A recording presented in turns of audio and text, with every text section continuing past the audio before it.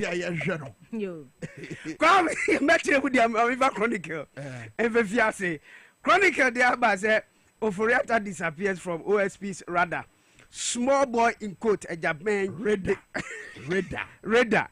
Yo, small boy in coat, a Japan declares him wanted. Wow. Nani also shred the Ninano, a Orakisia Jabin. HM say, Bra, Kenoforiata, a Bay Ghana young photo Sanfono. HM say, Niama Maku anan copy Messian be wa. Antu 2 years was a casem emu. Kelni GVG who sem Yinaki Kemu and if a contract be or the mamaye as a finance minister no. Saniamano antu 2 years. It is a bray a shredding in the name say Omra. Eti Niamano Dawson and a special prosecutor. Kisia Jabeng or can we say my nanope chronicle diaba. Into terms of baby biara say no. Onankasa opedia Omra Boko. Se one man so dia kwankru bia so a o man Ghana anasa bang befa so na watwe na se efi baby biara owo na wabepem wo man mu no obeya ni sa na waba na won atoto na no se ne be aye behu bia ya o man Ghana se bia sika bia fa ni nsemu baby biara nsem no efa bia no ne ape ano epoma sebre e wo hanom chronicle e de ho amanebo aba asemfufra na no pe chronicle e de aba no twem se Mahama hasn't directed me to drop any case. AG. A bang lawyer penyin. NFA attending an issue for a year. Ora Dominic. A kuntiringa. Ayene. No, this is to got him say. Usha, nipe bia yesu say NDC 1. And I say Mahama 1. Namamu Bresuno. Ekufado anyba me by 8 years no. What the one any namasem ni bia say. Once one adumayemu no. Wosusu se wanga nya adwuma ni ya wanga bo man ka na se e wo se ye de wonko gina sem ni bia na ye bisa wo musem eti Ekufado ba me aban no wo ye ni sa nso aban foforo ba e Mahama second abai no Dominic Ayene sa nkrofo nyina no sa cases ni nyina no o se nya de so bedi ekiri biom adentia o se bi wo ho a anamonga aban lo ya panin odi na adwuma ba na wie ncheye Godfrey Ebu Adamen otuye no bi wo ho a na ya manyo sem keke bi nso wo ho a oni nyina so o hwe rechi jakpa no mu sensem e ba ye yi a enu ye nyina so bi nti o se sa na me nyina na enu na ka ho bi eno ma sa cases no o se on to aso biom nti enye owura John Dramani Mahama eno share no sa nkoye esan sensem ba no ensem turefu bi ni nipa bi di nam social media say GM ye clearing agent no say no onye clearing agent enyo no so no wa hye ne say sa nsem nyina no ontwa so mo ne echi biom nti and so attorney general no wo ade bi e fra no discretion eti wa dream no hunu say case bi e hu hia say o minor this sika ne adaje e be dia ubeja and also the dance dey be to dwa me nim say paper ne capture ya and what dine he said there was an internal memo ni atwe prosecutors ni bi atwe dia koma Godfrey Dame etwe na adwen sisu say cases no do na ye drop because adaje say but e dey na other papers so ka e afa say we ho yo na Kwame ya hwe ensem na sadia na wo ka AG asem no sadia na nchirechima awde mana o se ensem no bi ho a eye amayosem eye amayosem because what twini pass akogina court ya hwe owura je say eye opening ensem ya wo na akogina court all this while went me eye ene ya isa adansini ene ya frese ntina ese nyina no eye amayosem bi keke enti ene sankrofo no na ya twam abo so awo court ensem no eye ade a ewo nyina so wo say ye gina so na yeka na Kwama mfa se ma akonye example say owura ye friend say Asen South as friend say James Jachikwa na nsam say Asen North na ye hwa asem ya ni issue na esi wo 8 parliament ni mu say no no atwam 8 parliament ni hobium akogina kura ama manfa se ato aba ma no ama 9th parliament o kan obi ndi se asem no wo fra no wadi ni say wo fra no wadi ni say nti ni nyina no ye dia ehu hia bia wo say ye gi akidi nti anu nti ane wa ne sa no anu na nsem a daily graphic anopei odi abetudwa sanso na se dia ewia bokata ban ne ade nkwala kogina so na bi twahwe no ene sika kure no a ya de yes rotation no enti no president mama say ye be nu kuma bi kete wo say yes na nu ano no ya koma achika krem na say nsema wo say ka no ya ka na awie enti wonsem na say eye kowakrata daily graphic so ebo amane sanso na say eye president nso kyerɛ mu na say national service secretariat and authority wonom no eniema nkɔ yie sanepa nkɔ yie nti enienu ye hwehwem God's name nsamanfo din say atiasefo nsamanfo say nsamanfo ankasa so na agi pay no na saman ye didi wo ho aye gi sika nti ho nsam no some boys prefect a creative machine and or den nsamanfo ni din na chem wie na be yi anu a yes say no nti ne friend boys prefect akwase nye sa ada na say mama nko adi na hyemu ana and e betimi asa pa mama nko adi nti ho nsam and na just say aye daily graphic abo amane sam so ana Ken Oforiata enenu ayo no nko a omom huwom no adoso cathedral nsami odimo akotene SML nsam aka obi so no eye MPA boss enso Mustafa enso aka obi ni awofro bebeba ye hia se ye hwehwemu wo san nsami mu nti ano no nsam anopai daily graphic ebo ho amane Kwam ma just na obi sa asem o say adentina national service on mo wo frɛ gift your worry say vice prefect any nipo betimi ayi no pa ma mi tia no na no pe Kevin Taylor on the betimi ayi any say apeke any apeke ade na apeke eti Kevin betimi akire wa Kevin tie de mi kire we apeke abosi makase we na mo a ni su anu wo su na wasu bu mi enya sa ade na ya didi ho no enye na mudi ebinu sadia insuo to aye no ebia bebo mankuto nso anane simple wose emra se wo baabi at least time when you fam bra sa ade na se sa sa bra duro mu so emra se atika ba we enye ente se na no de ni bio debi we adanse die wo ho de kire yeah we Ken Oforiata de no enra na Stephen Amo insist say Ken Oforiata wo me onwane ko baabia eto ha o me mu no onko baabia omra onfa no homra na Kwame na Stephen Stekani ono anu wi say du baabia na MPP for na MPs sorry say Ken Oforiata dia o ye no enye nti onko nti no sama mu ni pakra kan ya na se sabre mu na mo tumi nti na ja ozo mu nya se mo friend no kronfo no na court bia mu anfo so bia friend na bra se bra wo se wo mba se wa ope wo de wa ope na be ba de se de be ya nta be kan no eno ena se omuye Kwame Minkah so dia Owura Maxwell Boache ena sabro no so yeto aba ne wie say Council of State elections no otimi edi nkunim e wo ho nti according to Chronicle no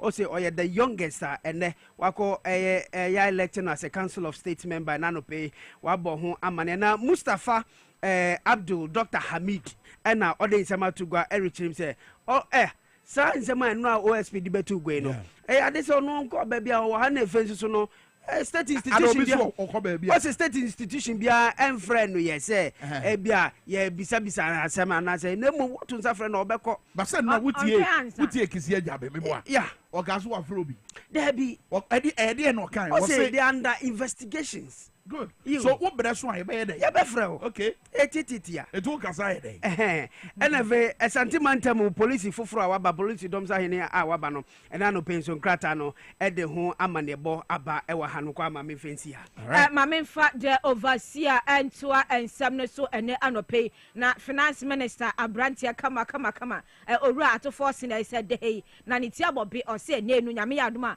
2025 budget no abro so March na said dey to so du no March 10 or in some ba betu dwa nti se yi levy betwam mission tax ne ade ne nyina yanto ebo acha March je se eye 10 pepepe na ho nsam aba bedwa na enu achi nso no na se eye national service nsam no enu nso ewa ha owura Ken Oforiata nso nsam no ewa hanom na fe owura eye Edmond Combat na se ya pa no se deputy eye managing director emato ho nsam so asudie kese do ho nyina so one the boss because tema oil refinery san ye adwuma ho eno ye kwan ne ba ko a ye betima fa so ama fa ho bo aba fam wo mayimu a yeah eno ye kwan ne ba ko a ye betima fa so ama fa ho enshoto e wo mayimu eti Edmond opposition attack asapa say to ensanya adwuma e me sure say President Muhammad you kasa na chi and the appointment eti nti mo be disappointment ma manya appointment ni nyina no mo be disappointment Kwame Sade so we be dress or rich na dum shiran so mahama aomidi maybe so yeso asese say wo rich chair adum shiran so no excess nyum no twa so na tam yanyanko Kwame efe di abroba ipuma okwan mu holista dua yentimi efe di watimi nje se wako hand over boko nti dia ya sika ojije ne yeka ka unyina beta abonti na na opa na nti wako hand over boko nti wunsem but the pressure to James aye ni boate so amanfo mu say it is adodo de yi enoma de adodo de yi emu ode yi James beji ana Kwame ya reset Ghana sene JM akase afiwe anase fiti sabredere ko no 6 March yi no ye be na kete wese modest no saa na ye be no ministries agencies nyina etinya dis obi ko Jessica bi na ko ye bia ho James aje ni boate onu so ye modest man enti no da monte so ne abansi o man monte so me kai se brana NDC pe to me every Ghana for no omo ka say entertainment allowance no omo mfa mame boa enterpedia no James Nsanka dabi ene omo maka da wo dia ye konkon atimi show bi ni fi abusia mo ye say ye Gardner keke me see dia me ya kransa Gardner scan me nyini se ni nyina ne nsa beka ho ye ndumi ne sabeka 3000 ujana safwa ya brana so na ye sorry so no Haruna Idris ne krakra mu no o se hu behia se Ghana ye hu mesua nchihye mu no ye de se bia hofama o man Ghana wonya patriotism na se ye de ye adwuma no enye fi no be wankasa fu pem na ye bibi ni nyina no aya ade ne etes ye mfa nka ho na emboa ohia panyi na oso ade a nyina ade akogya ne sabra ni nyina fa ni nyina mbra na ntimi mboa na Ghana so no ye nko enim ntia no so ana no pebe gina na se eye ko wakrate mu nsam no ya de abawi akra o bibi foforo kasa meni bibia Abubakar Isaka na no pemichia no Abubakar Isaka ye chia o sanzo na ye kakraba emisa say lovely Solomon Kombate and Kwame Minkah, good morning. Oral is now the monster in every politician's life. It's a monster. Kaka motobi me da say and I will cry the kakai kakai ni a friend Oran wobo but as a Kenny Jana. Solomon Adazidi will say Tanko Raimzi, good morning to you all in the studio of Power FM, watching you live from Amsterdam. Kwame, hey, those containers found at Sapeman with gold bars, dollars, and cedis, they shouldn't come and tell us that those items found in the container now 10 contain or were fake. Kwame, you need the cheaper into Mumwa na Yenina, so Danny Danino. Yamima Sasem is why. Blessed Sun, 2 p.m. Asante Mampong. Also, His Excellency John Dramani Mahama will send Ghana to the promised land. Long live Ghana. Long live the NDC. Greetings to Honorable Richard Akwesio for Ibuedi, aka King Zuba. What you also want incoming KMA boss. 2 p.m. Mampong. And I did message Yaba. Sazona Charity, Nuchukwi. Also, Kwame, good morning to you and your staff. May the Lord God Almighty bless you. Tanko Rahim said, wow, lovely brother.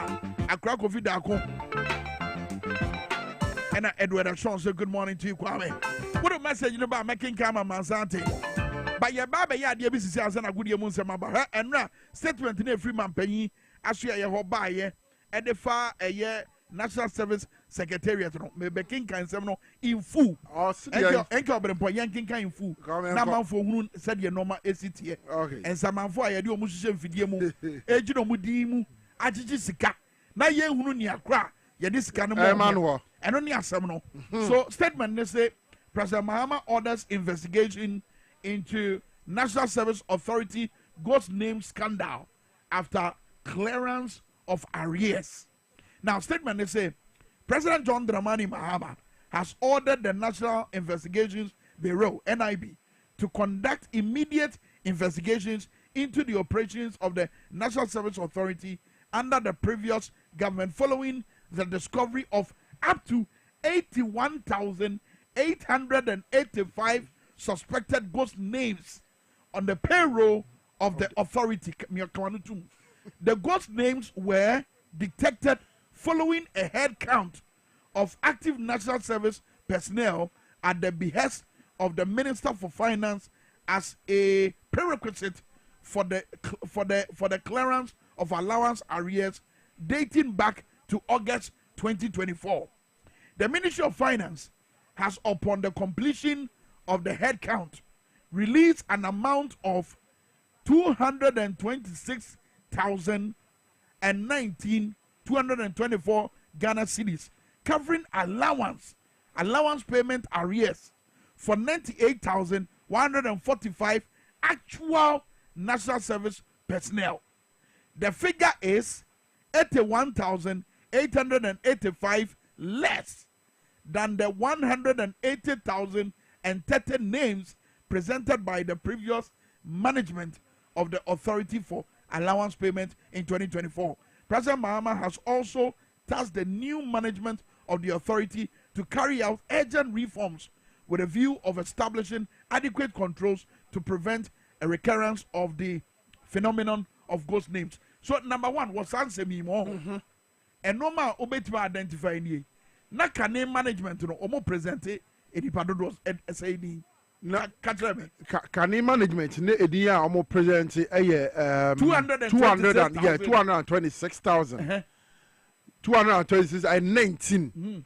Yes, Kwame, and now omode ko as national service. But current management, under President Mahama, omo be realize say na ye how many figure was it there 180,030.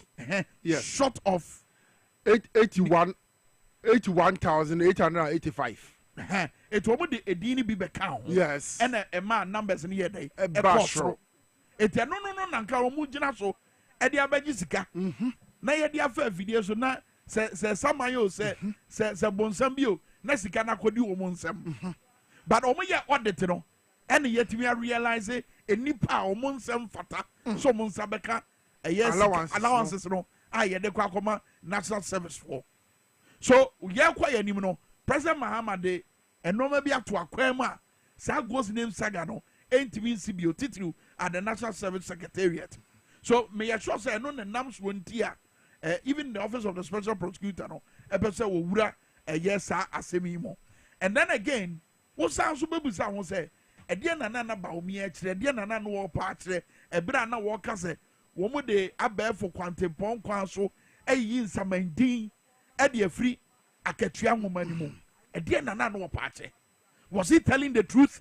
And I said nay trobi and anan worker.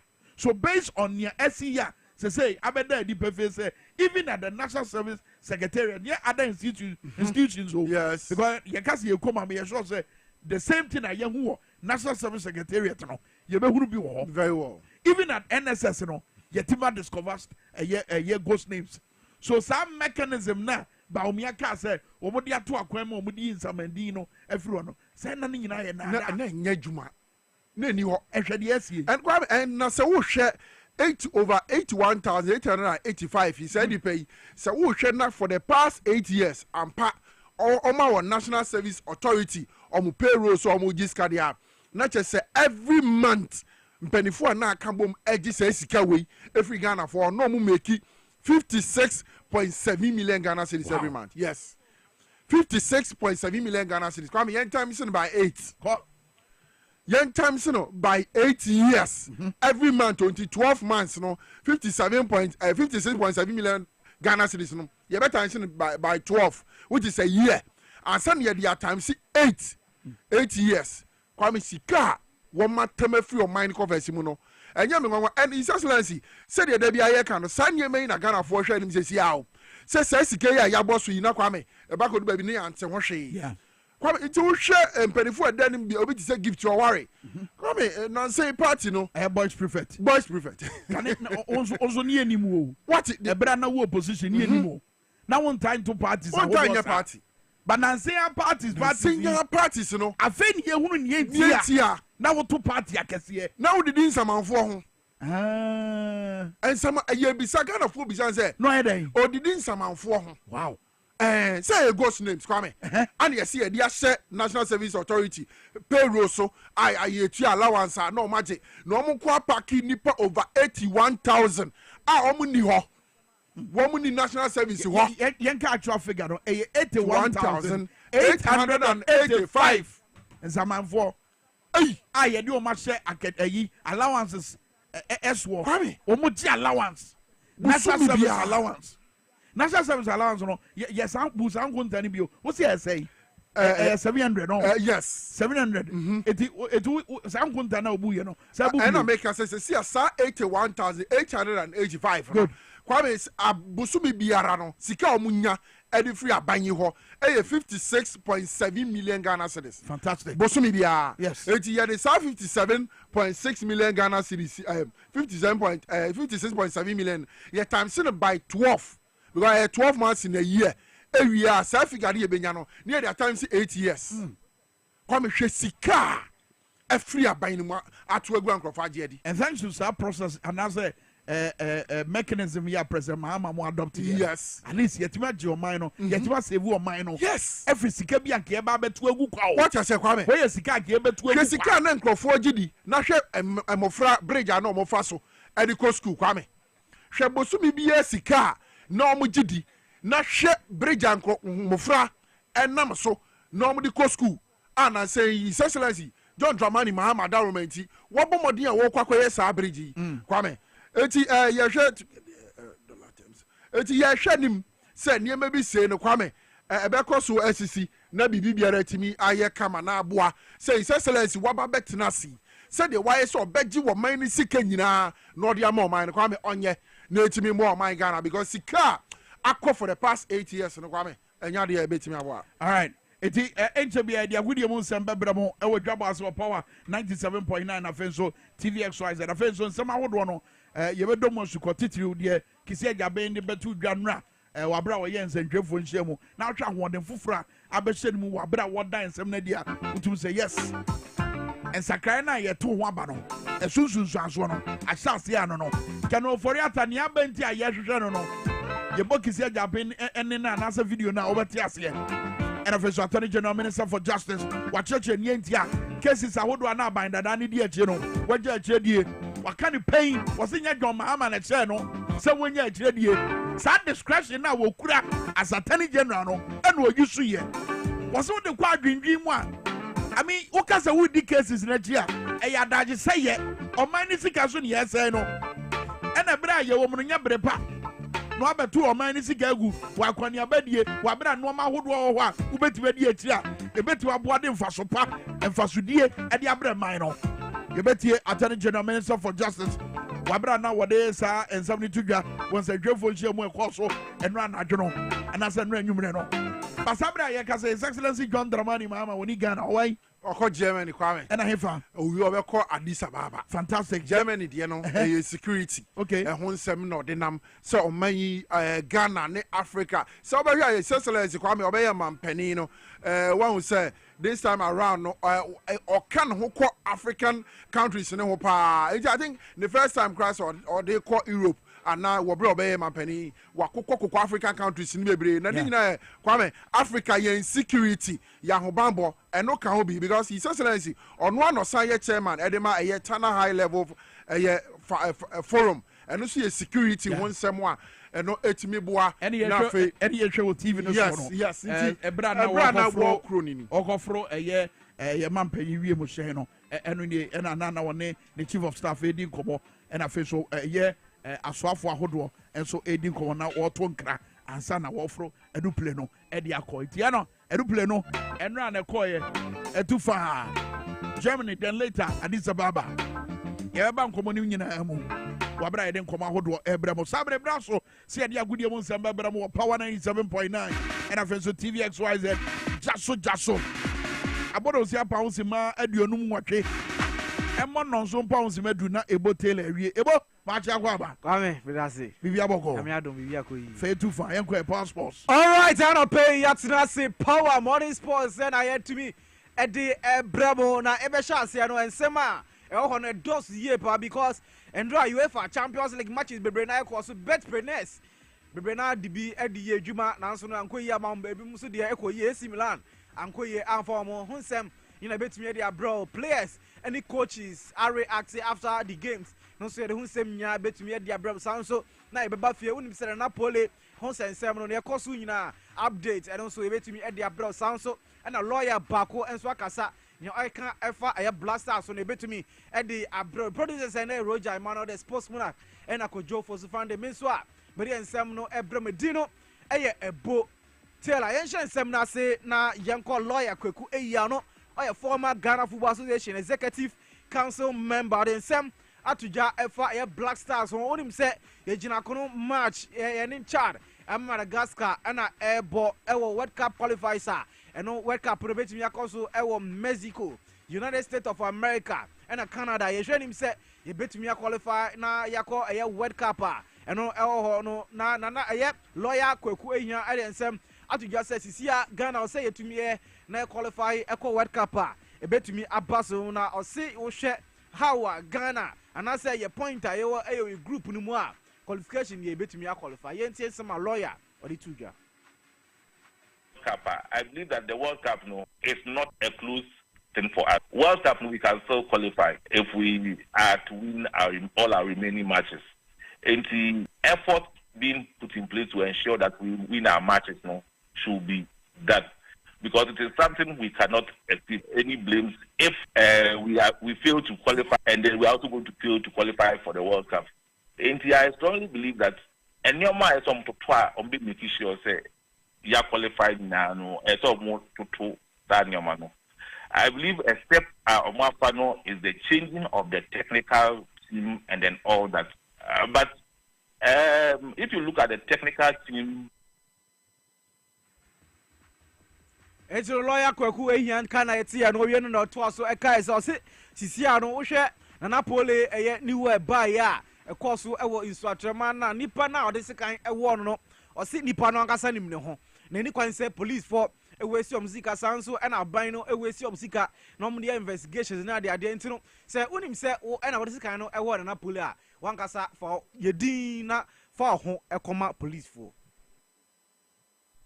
No, I will be most surprised. May say when that happens, you will know who did it. As to who, when, what was the motive there, let's leave that to the police. But more often than not, the certainty is that everybody knows the perpetrator. As to why I ain't changed there, I am not the police. I cannot fathom why. But I would even urge that person say he should just report himself to the police to save all of us. Or whatever it is, he will be found out and listen to save all of us and to help with the investigation. He should go and surrender to the police peacefully. Lawyer Kweku Eya Enka Ena Yetia no Yanko Hariza Kono a former CEO Edema Crowns of Folk no sitting Sam Atuga Efa and Napoli Niwa no so see our Emra March 19 ewo in Swatreman versus Kumasi Asante Kotoko ewo in Swatre na Hariza call no so the name Atuja Nyokina and say or say and semi course who in Swatre no or say more responsible no Swatre man and the Kotoko and Hodium responsible for a year Napoli new. You see, the blame goes to the clubs at the park, all the two clubs who were playing the match. You see, they should see who did that, and you can tell me if it's 150 people who came to the midfield. You can tell me nobody saw the knife or what happened really. It's a surprise. It can happen to anybody another time. It's true. I get on with the two clubs. They are talking about their save in the future. So this thing should go on, and they should sit well and listen to whatever happens. The GFA and the National Sports Council, they should sit very well. You know, Hariza Kasawiero and a former Ghana Football Association Vice President George Akwesi Efie, and also the need there at Waso, near all kind of say, or CCCA, as a Kotoko, any a heart of folk, Epe Autonomous League, no, say, your current administration, and as a system, you're running your Ghana football, no, as CCCA, no, Tonsium, and Nunti, and Osha, is here, no, a heart of folk, any Kotoko, Ompe Autonomous League. We can practice autonomous league. I believe that we can have a semi-autonomous league. And then sorry, Matisse a House of Folk and Asante Kotoko is calling for the autonomous league. They spent years headed by your Royal Highness. So we are fed in the office or dedicating the office for club representatives to put all the fine ideas together so we can have autonomous league. 5 years down the line, then happen. Then see, some of these things are mistrust. I'm telling you, league na bono, a mistrust, and this sense in some way in there. Entino George Akwesi free enka and etia no na ye ba Ghana Premier League no endra ye Ghana Football Association e dey communicate kese pan e by say before and say ye resume Ghana Premier League na from match day 20 no isi ano security protocols are because no enya agronti no say uyo bia na ode eyesikan na se bibi ahye wo ho de a untumi enra eye match venues a ewo eye Ghana Premier League no isi ano penfo ehwe say ye club safety eye and security officer o metumi enya bi say omobo eye Ghana Premier League na sanso ena penfo ebetumi afa ye police service no ombekom na omafa ye regional sports security officer eno ena every match day bia no obehwe say security ebetumi akoso ewo eye my day ho sanso ena my day security coordinator eno so no betumi afabi eno eye police commander no obehwe for eye safety ena security a ye bo match a eno so no ebetumi abo entino isi a we ene eye security mayors and penfo ediegu kwan mu a say in case na ye start and say resume match day 20 and say Ghana Premier League na omo hwe nim so betumi ediegu kwan mu na Ghana Premier League no yetumi ewie no yie na yen free o na yen kwa ron na yen hwe na entumi enso say wonim say endra UEFA Champions League matches etumi ekoso na matches a etumi ekoso no results a etumi ekoso the say na City Club Brugge etina fie echi eye Atlanta ebom eka mienu a Atlanta etumi etimu bako sanso and AS Monaco enso etina France ama eye Benfica ebom eka bako mo ntumi anti Celtic enso etina fie ama Bayern Munich ebom eka mienu a omutumi etimu bako sanso and a final enso echi AC Milan ebom eka bako a omentumi anti na after say eye final any AC Milan game no ekowie no kawoka unim say sisia no sinakan edima AC Milan kawoka ede nsem kakra etudwa efa match a ekoso endra no yentie nsema kawoka ede tudwa. Goal we didn't. Of course, this is football. You win games on scoring goals. I feel that we probably caused them enough chances, but we need a little bit more conviction in front of goal, and that's from everyone. That's my role and responsibility in this team to pick the team up and encourage them. Listen, we've all got quality. You can see in the game today that the players that we have on the pitch, there's quality there, but games are won by scoring goals. We need to make sure that we defend as a team and attack as a team, and that's not, as I said before in the interview, it's not down to just the attackers, it's the whole team needs to contribute to this. Kawaka din samo dia tujano na after say Kawaka Kasabi no na final so manager di Eddie Pascal Bochard and also after 1-0 win no or the same kakra etuja yentie Pascal Bochard ni samo dia tuja. Yeah, I think we took the first step. I think it was an amazing game, especially in defending wise. We defend very well today, and also in attacking wise, we had a plan, and I think it worked very well. We put our wingers in their strength today. So yeah, I'm really pleased with this performance from the guys. It's been a tough 48 hours. You have to step in, and of course with a big game today, there was already a sort of a plan, so I tried to put some powder of mine into the plan, and I think it works very well. Into final on manager Pascal Bochard enka ana yeti no na match ba kwa so na eyon apa Celtic ene Bayern Munich match a etumi course no after game no and also no Bayern Munich omo center forward and din Eddie Hurricane. And also the next time kakra etuja match no ewie 2-1 Hurricane yentie no so nsema okay. Yeah, it was tough. We knew to start the game they was going to have a bit of momentum. Obviously, they scored within a minute, but thankfully it got disallowed. But the crowd were up, and we had to bide our time. We had to be patient, and I thought we'd done that. We obviously scored at a really good time just before the half to kind of settle the nerves a little bit, and then again after half time to score that quickly, put us in control. But then the last 20 minutes we struggled a little bit. They put the pressure on. The crowd got behind them. They obviously got the goal, and then we was holding on at the end. But overall, we can be happy. It was a good win away from home, and we go next week to the Allianz, and hopefully can get through. To me, a boango edema Bayern Munich. After say Hurricane Kasawi, no him so bia or that pomu edema Celtic. Kasper Schmeichel after game, no also the same kakra etuja efa umlusa and yentie sama Kasper Schmeichel and so ekai. When you come up against arguably one of the best sides in the world, you know you're going to have to defend. You're going to have some luck go your way. You're going to have decisions go your way, and for the first probably 75 minutes, that thought we defended reasonably well. I think it obviously the second goal particularly is frustrating from a set piece. I think the first goal, that's the level. That's the level in Champions League. Sometimes you just got to take your hat off and say, well done. But I thought we the most important thing was that we had to stay in the game, stay in the tie, not let it get away from us, not let it go to 3-0, because then we could potentially be dead and buried there. But got our way back in, and at the end, we had some momentum going our way.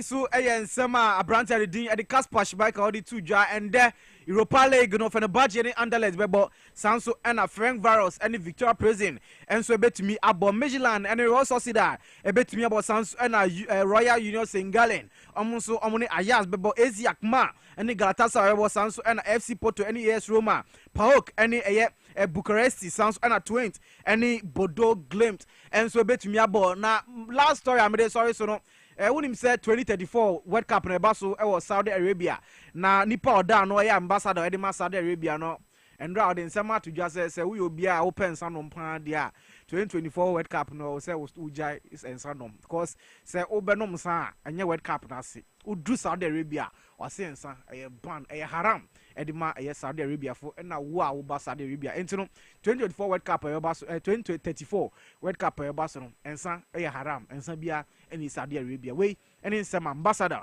edema Saudi Arabia Prince Khalid bin Banda or the Atuja ha and the Rama Kwan agudie mo ensama no pay e de ebremu e di besi na Kwame Minkah atu adwa also e de amaye producers and there no pay Roger Emmanuel the sports monarch the ena sanso kojofosu fandi na me amede ensem no ebremu no dino ebo tela Minkah etu adwa also e de amaye na oba me said name about sa no what do you mean Kasa Kwame Minkah said name the money sao as a British for no omontete no ne de etre brofo enye no mo de tete ye yo omontete no ne de etre ye brofo it is surname no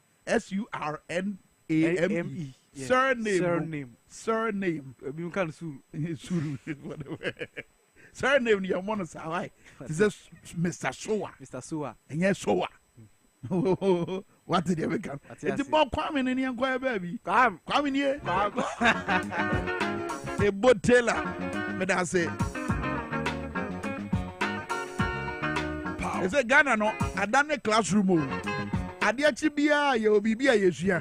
Sabre says, you done Ghana law faculty of the law classroom. It's a Kwame was what I say. Ediana Kizia Jabi, Ejina Swa. What they pay more case Kenoforiata a fugitive of the law. And then a word so they pay more case Kenoforiata a fugitive of the law. And for that reason he's wanted. Manuel Kabibi. Power. More fire. Well, I should be on command hold on here, Bremo. With Dwabo Ase upon 97.9. Kwame Minkah and a so. Thank you, Brimpo. Yes, Solak Natural Clinic. Omoye no fefe di ama manzan. Ebusuafo amohwehwe ma munyama. Oba ne be ma warefo mo pema munyama. Mo pa mo pesa won to aso no. Esipi e wa busuanim. Enso atomo ni adwendwen. Atomo ni anante. Mr. Bowura Solak Natural Clinic. Your doctor for my poor being on minimum choir, woman over fast so said about I won't want some no ember this one mouth. Kidney problems, understand, and then I make a just say, Mini be a nano, Name Corrigan, Bidrua, I say, would you know Bob by on? Ah, I mean, I don't have a Bob by home. Make her hand in 14 a day, I say, Oko, Nano more, Oko, Ziado, Oko, Kuda. I say, hey, I dying. I see kidney problems. Now, Brantian said you sit here. When you be able to say, what this are junk food, no. Because why Chumlanga? Want to say me? When you're bonfleted to say me? What did you make? Why you're Chumlanga? The guy is gone. So, kidney problems, right? To an amount of Solak Natural Clinic. Why? Like Nepuma Sibre, liver problems. When I say atata, you draw and I draw winter prostate one sem. Do some more how to an amount Solak Natural Clinic. I will Kokomlemle and Krahaya or Benhava Senior High School. Ubetwa from 055393 32631 055393 32631. Solak Natural Clinic also quality fresh. Famiko Medimosis na ye nim komo Medimosis for Ejina Ceylon cinnamon so e dey aba. Amode a garlic ye Ceylon cinnamon Kwame ever Medimosis garlic capsules. Yes. E no mo dey aba. Ah wo mo be boa nipa dua no especially e be improve your blood circulation. Afi e be rectify your stiffness and numbness of muscles. Keep cholesterol levels in check. Kwame cholesterol you know say ha nipa say broswa ha dwenipa ye wo nipa dua nim. Afi help detoxify the body. Now afi serve as immune booster and more. It's Medimosis a garlic Ceylon cinnamon woman Kwame ni jumedia adna na Medimosis see yem fan to a year for na adwofo nyina anim say wo ba no na wa ba Medimosis no prostate disorder, sexual weakness, male and female infertility, hypertension, diabetes, sciatica, typhoid fever, malaria, stroke, STIs. Any yadowa who do nyina was yadowa nyina no Medimosis say one mo sa yade yi wo ho na afi watimi anya hoden e de abo bra no bomode na hye no se obe hunu Medimosis e wa den tabaria opposite the police station and afi AESL building inside the Ghana Highway Authority Yard Accra Ministries eje kojo opposite school for the deaf and afi Kumase ahinema Kokobe for phone and natural number way to an friend Medimosis for na kwakoji ayarehwe 0244 068 447 0244 068 447 Medimosis for no Benjamin Asuman actual Facebook was say I've traveled indefinitely means Charlie forget about me. What's it?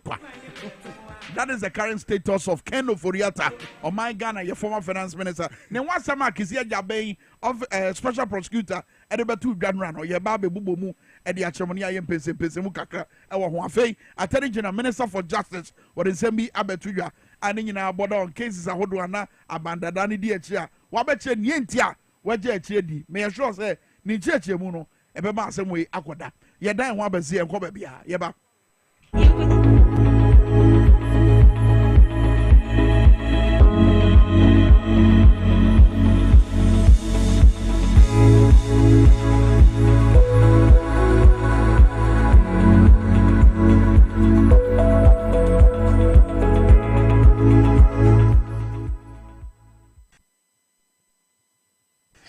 Yamfa Enchantion in free True Word Pharmaceutical Company Limited, Emam Sabi. True Word Pharmaceutical Company Limited, a Indian company Cassia, Yasueno, Ewu India. Namu Yendo no Ebi will yourself and Nina, Edia Bedru Ghana, Ama Food and Drugs Authority, a Jen Shishimu, Edia Fayenu no say a papa, a boy Juma, into Ghana for Enfansa or Moyare. In no Edia Jama sono, a dorso, Namu Yidikaya. Make a safa a 2 word vision capsules. Nipaduana kwa yankane nyankopon de ma yen yeni enti abibia e wose yema yeni e hu hia yen mama me pacho walk hospital na doctor akacho say wanya glaucoma ana se pressure be wani ni so a wonu munura na so enko obi da sori anopa ne nani no eso ayeni wisi wo hwe light a wo hu ne blare obi wo ho a ade ben na wo hunu e wo akiri nso a wo hunu obi wo ho a ade sa na esuma duru no ne yeka ne night blindness no we obi a uhun senso we nyina bomode a na hwehwe True Word Vision Capsules True Word Vision Capsules India hama ene yakeka boma ye de aye abandre na True Word Pharmaceutical Company Limited ye duro no ense yare ahodo ye duro ba ko bia no ese yare ba ko me pa cho we obi a wanya cataract anase etesi we ni so a bomode a na hwehwe True Word Vision Capsules echi akwan me pa cho enunu donso e wo dwaman so enu nti na ye che enunu mu a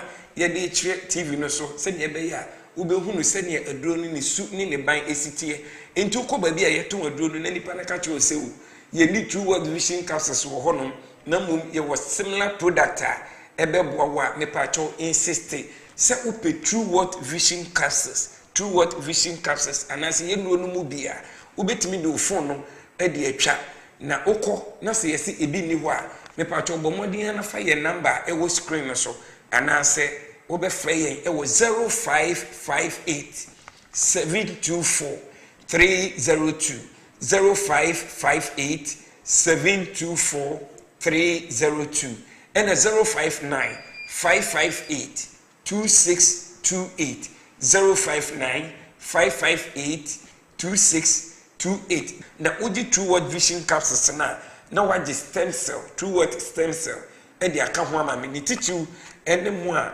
glaucoma anase pressure no edidi mu akọ akiri anase wa etesi weni so uji na mienu no bu mu a ema wani yare no utimi enya response anase uhoto ententem na afi yesanso ewo True Word Nerve Alive no eye entinimu adwuma anase esa entinimu yare me pa chawo wunya entinimu yare a ubum se wo ho no ma na wonsa na aye otititi wo ho na onaya aye otititi wonante a na yese pin ewo onam anase osire no mu me pa chawo obi wo ho no ma wanya diabetes anase stroke anase hypertension me pa chawo wunya sanyare we nyina elidi to entinimu yare enti wunya entinimu yare na aduro ba ko a ebeboa wo na ebetu entinimu yare na ase eye Nerve Alive eye do tatahwe a ewo dwaman so me pa chawo bomodin a na hye ne nsoma me se Nerve Alive no se wunya entinimu yare na wo ye bema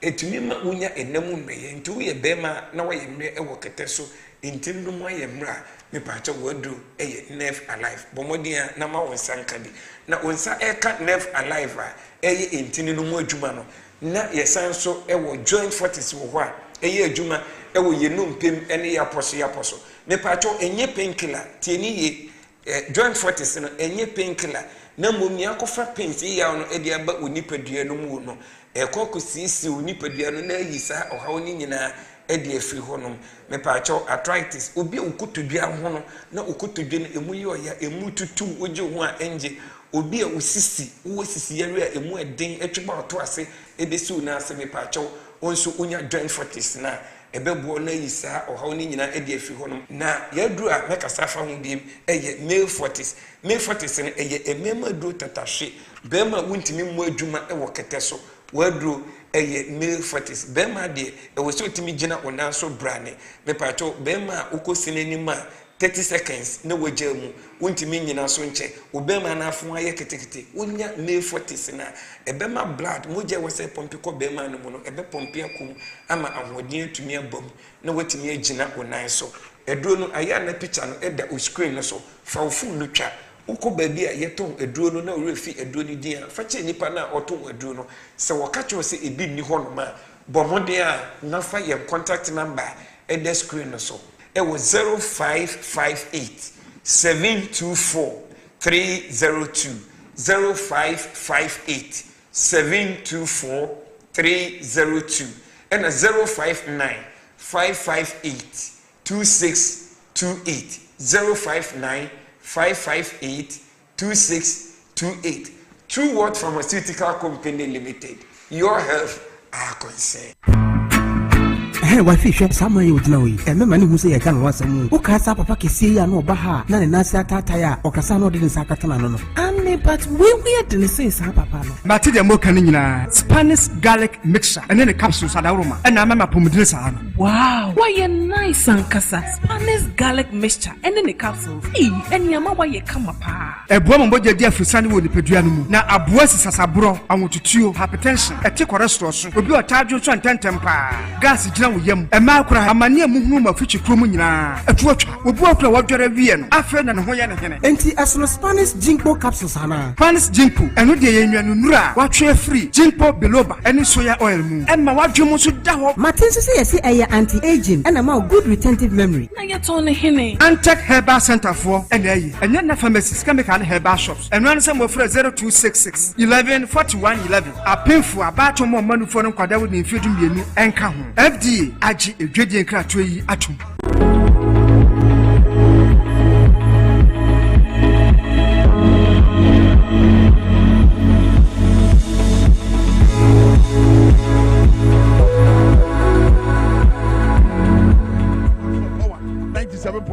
so live on TV XYZ.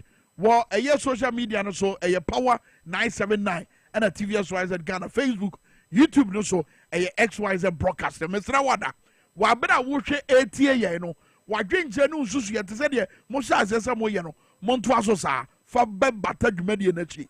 Na ebrepe mu no making kama mansan ate wonka. Mrs. Sudia says, "Ya dane on my Ghana law classroom." And a debate I cost. And it say, Adentina Kisia Jabin, special prosecutor, I declare Kenoforiata, say we a fugitive of the law. Obia, we ganembra. And then and come out lawyers for AD or memoir. It will be any lawyer back obedient como, may assure so better nientia, any so obedience. Nasam command and a bem. Point in and say, Office of the Special Prosecutor, when they send you for Jema Wayan and Ra, Edda and Edisa, Omuye Jemu, Edia Fa, a ye GRA SML deal, no. National Cathedral Project, no. ECG, Beijing contract, no. One constituency, one ambulance initiative, no. And a Ghana Revenue Authority tax refund account.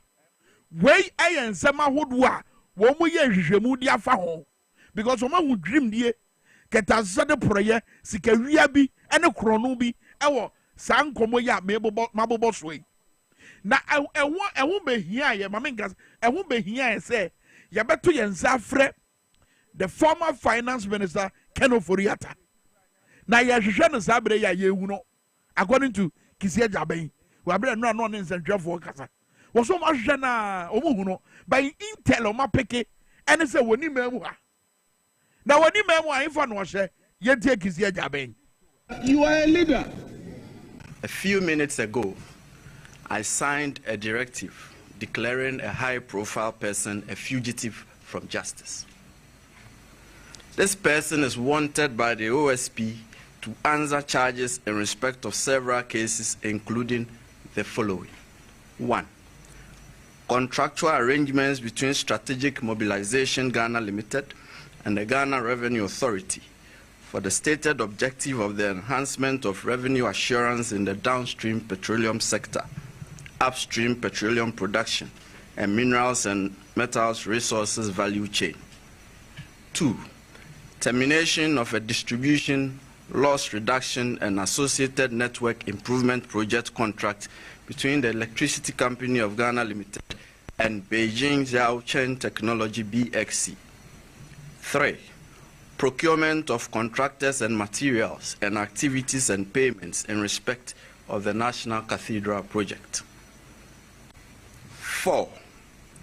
Activities and payments in respect of a contract awarded by the Ministry of Health, initially commenced by the Ministry for Special Development Initiatives to Service Ghana Auto Group Limited for purchases and after-sales service and maintenance of 307 Mercedes-Benz Sprinter 305 CDI ambulances for the National Ambulance Service. And 5. Payments out of and utilization of the tax refund account of Ghana Revenue Authority. The fugitive's name is Kenneth Nanaya Oforiata. Mr. Oforiata is 66 years old. He was the Minister of Finance of the Republic between 2017 and 2024.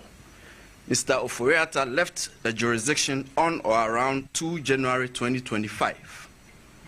On 24 January 2025, the OSP communicated to Mr. Oforiata that the OSP considered him a suspect in respect of 4 of the cases described above. Mr. Oforiata was directed to attend in person the OSP on Monday, 10 February 2025 at 10 GMT for interview. By communication dated 31 January 2025, Mr. Oforiata instructed his lawyers to inform the OSP that he was out of the jurisdiction indefinitely on medical grounds, and that the firm will notify the OSP of his arrival in the country in aid of rescheduling his personal attendance at the OSP. Okay, eti Kiseja Ben a special prosecutor, Republic of Ghana. You ever break it down issues, you know, one after the other. But you know, lawyer Evans Amankwa, Emra and Komoni were a member of the NDC legal team, especially with regards to that word fugitive. Fugitive. It's a debate kasi power memoir. Sadentina lawyer Kisi Ejaben Efre Kenoforiata fugitive. But what ye ni cheche mu a ubetia se ni entia what friend is but yan for lawyer mre momuna emra ni mu nsem no omo wo ehu nimdie na yan na ntwetwe ko lawyer ye mo ache mo akwa ba Yeah, video. But that's a password opinions on here because I don't pay. I mean, on the face of it, you know, a dear in the Bema lawyer Kisia Jabin, I kind straightforward paying, say a year can for Yatano, where you're fugitive of the law, now where you wanted manner. One more trying to say, or Bebambra say, no matter to nano. You see, the other time I was sick, especially among Penny, John Dramani, Mahama, and any Sipwa, a war Ghana, anyone on more sentimental, me region, I'm a child. Papa, yeah, I'm a Ghana. The enemy may be harm in Tiasia. One day, catch a as I'm not a camera, a criminal case, and a civil case. Kurumuha, tell me, the police is the watcher, and other police is your not be one, and then I'm a say it in both. Yes, not police. Oh, after can for Yaka because why finance minister paying for only passing Ubia or Ghana. And then you honor the or see a man of special statement another be better. Before I met to us, no, we found no idea we ama Ubia said in Yamia Wandom na any public office or NDC MPPU. So the show to him say. Position now, oh, no, a brave in castle. And the also only may. And a position now, who do know, it's true. We will be organized and Rano, even if you won't put on, and Rano, I will say, you did here, and nobody did it. You suspect it, and I say, you see, why you be here, it's here by another water, or mine is to be another baby star of our staff here. I am quite sure I see a floor near to one, and I'm a boy. They invite you near to one. Sapa Pepe. Or as we know, or 30 minutes over here. Again, the OSP runner on my to say, oh, that I initially be clear, so we wanted. There has to be a fugitive. Fugitive now has to be a no. We are JJ, don't you know, poor Castle. We are the one can work. We are regionally what's done. And you declare yourself a fugitive. But does it necessarily mean that only Akwana would declare, in this case, special prosecutor, does it necessarily mean that declare what declare Keno for Yata say, where you're fugitive, no, where Buasam no, Ebunukum for? Tell you, you're more some stuff. Fugitive will be a, you're Buasam Aguso. Fugitive will be a old justice. That's right. Obia, Pepe, yeah, friends of Omar. Go and check the definition of fugitive. We are escaping from that. That's a fugitive. And the fugitive number for Fofrobia. The reality on the ground, you say, this is a criminal matter. It's not a simple matter. It's a criminal matter.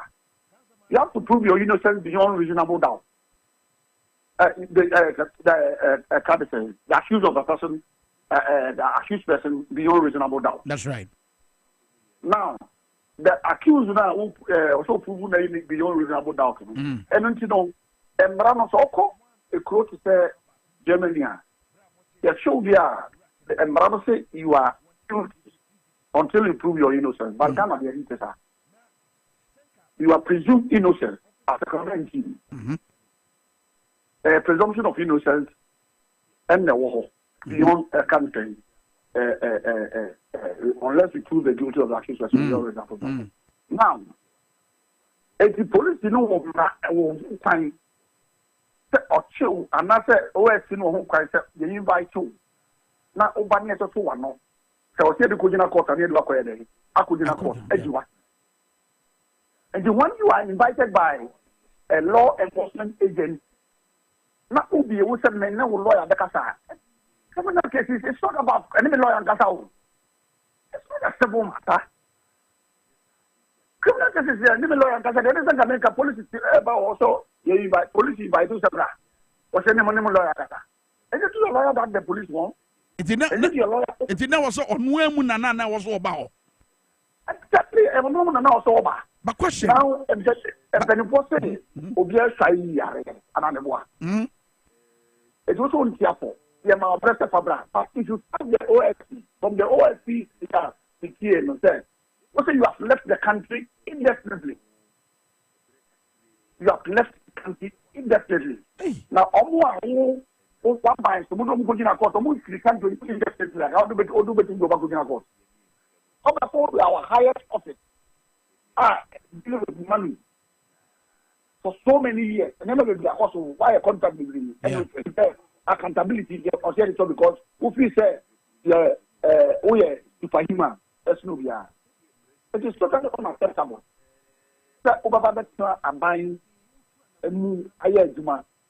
Now the akoso now person who say and I say who say and me say the the show on him and I say totally unacceptable and totally but lawyer me said the way I wire the hono and they said yeah akwaye ehia and me lawyer ntia me ni memoir me free memoir indefinitely no said you see here no hono obi be wrong sabre e declare say no I mean said yeah can over after see here no one was it we free memoir wonim da kro be samba no bibia da di pefe say ensem ya ye hu hwehwemu nyina no wodi fo obi be wrong so kasa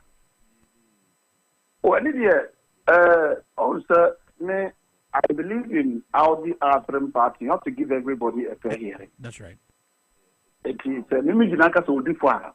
But Obibet is Odifo. Hey, dear, one unveiling itself for Sarah, among us, and some of the Muslims are not. One of the loose of the Obibet said, when you have one other dinner, what are they? Only one who can happen.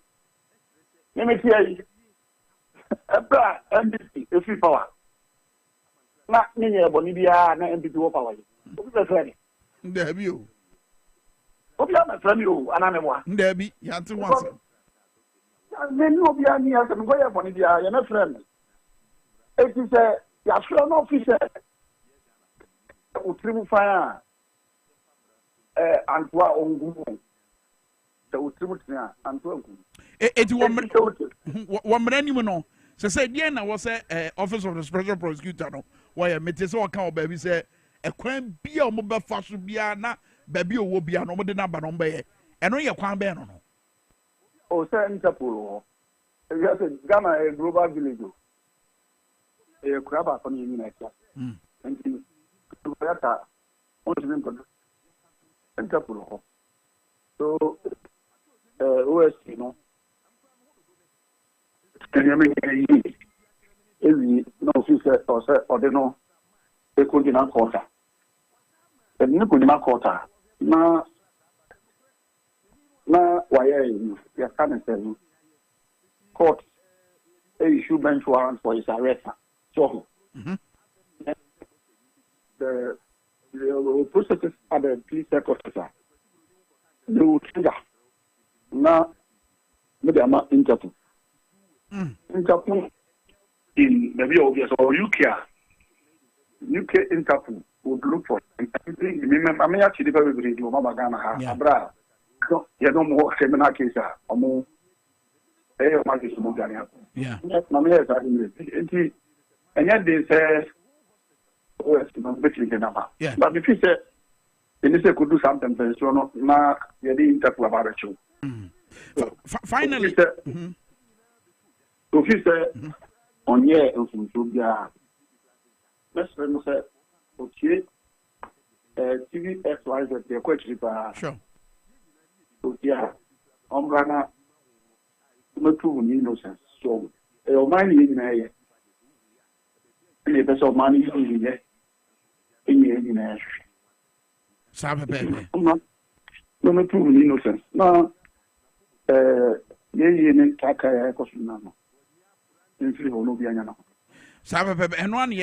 finally, kwanya na abeye amanebo se asrafo bowura ne fie mbetwe the video nato and also pictures nato screen so wabra ye dis ankomo kwanya fa so bowura ne fie na based on ye amanebo no ye say asrafo no wura ho na ye pese ye born search na ato omo motifio no ene ehu ne wo mu hunu nia wɔn nyɛ wɔn ho to the sense sɛ later in the day no mmarahyɛ badwafoɔ no bi kura mpo di adanse sɛ ɛbrɛ a wɔn political party efiri abɛn mu in this case NDC efiri abɛn mu no saa biara to wɔn ba wotie office of special prosecutor na wɔsɛ saa deɛ yi a ɛkɔɔ so yi and yɛbɛbɔ video no later wabra yɛn ni wawie nkɔmɔ no saa deɛ yi a ɛkɔɔ so ɛwɔ kɛnɛofori atafie no wɔn mbata akyi wɔn nim hwee Kwesi Agyabin kura deɛ ɔno no dwen sɛ Jamna kɛnɛofori ata no na wɔahyɛ dade bibi saa bɛto abɔnten sɛdeɛ bɛyɛ amanfoɔ bɛhunu mmɔbɔ asɛdeɛ saa deɛ yi a ɛkɔɔ so wɔn ne sɛn ɛne deɛ Kwesi Agyabin ka no ɛdeɛ na kyerɛ. First of all, you can't say about a if you are to be arrested by law enforcement agency, they have the right to come to your house and look for you. See about it. And so be a organ idea and says, I didn't. There's about fees here that you should watch you when there's a criminal charge against you. But about the searching fee. As a lawyer, I believe so you need to have a search warrant. That's right. Before you go and search somebody's house from a court of competent jurisdiction. But about a child, now for a criminal area, you don't need a court warrant for your arrest. So that's it. Police come and say, there is a criminal charge against you. But you are not a thrower of material. This is the Oshaha. And they try to yes, you are the police will be a question. But OSP now cannot have known to say, or initiate any action to that effect. It is almost on wolf. We do not go. It is OSP on there, India Sadia. The entrance of the the war, did you know? Now, you investigate you almost say, then a buyer among the coffee or at that time. When the share coincidence was a time I declared panel wanted the yard, that's a month of the quarter. So the OS can let me speak, Guardian. This was a big doctor. But from the matter, I always believe that the unki as some and draw conclusion. That's right. Because the draw conclusions are found here to be better than the crew. You see, when you said,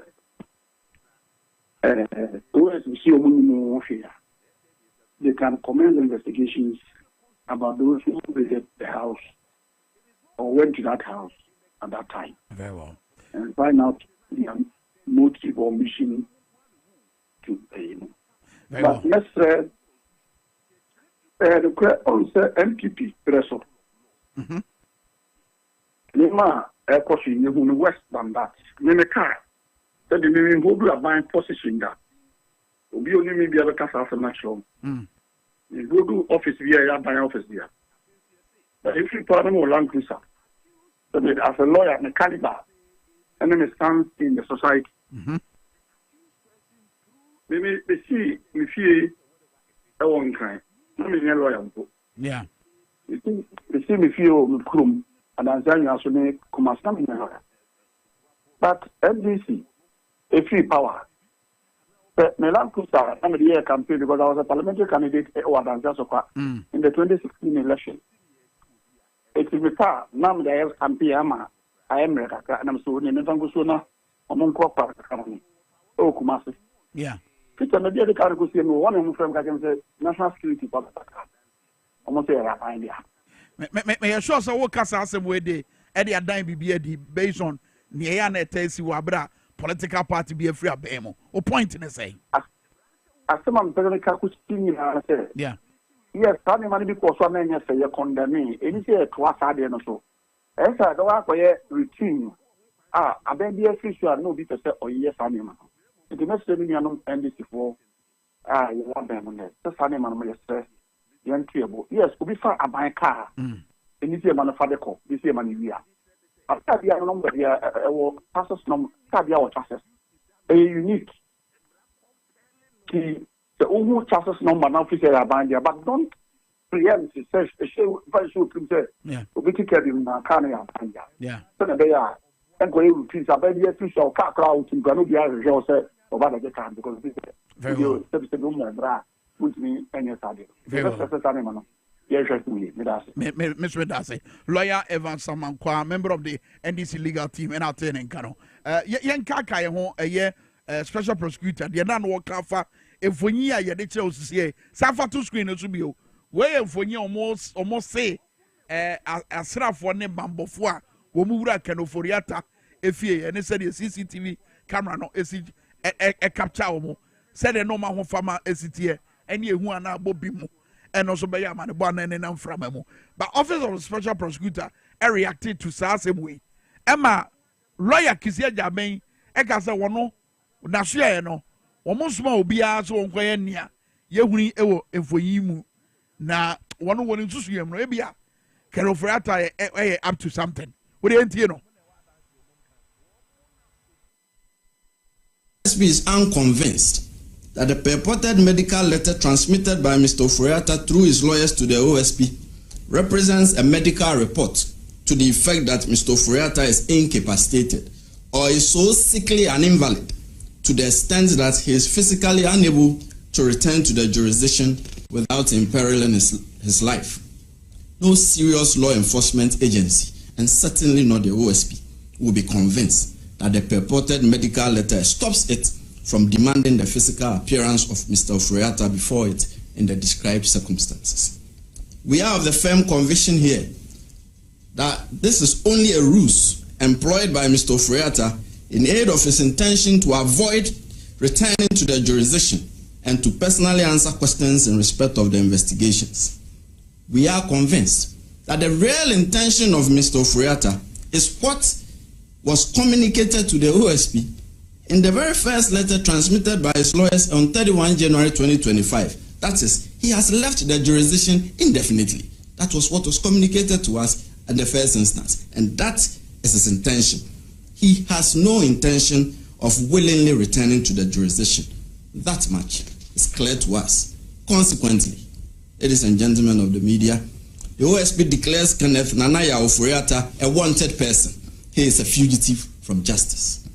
The OSP will take all necessary legal steps to secure his return to the jurisdiction and attendance at the OSP.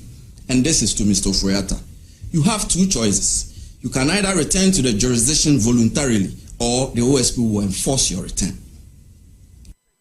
Okay, eti wey a normal hodua Ken Oforiatta ekutahudia no no mudi ensema no kache office of the special prosecutor wabra yetu yenza afre no ebra wo free wodan na di say oh enemy my lawyer for nkasa edru baby was say dey minimum mu ha wo twa krata krampo edit to us bi nanim say Ken Oforiatta wo free man mu ha wonye na adwen kra so osan baby o kisi aja ben say wo muaya hodo a wanya free Ken Oforiatta ho nyina no de wo de be ya adwuma eya ne krata na di kan na wo de ba ya wo dan na di say Ken Oforiatta free man mu ha wanya na in fact wo dan na di say wo di brekora obesa aba man mu ha enti anu nti ena ye ni nyina so a wo declare Ken Oforiatta so a wanted man. Yes. Were you fugitive of the law? Yes. And so video now no almost here say asra for ne bambofo aba ewura ni fie no. But making some clarification and the conclusion we arrive at and say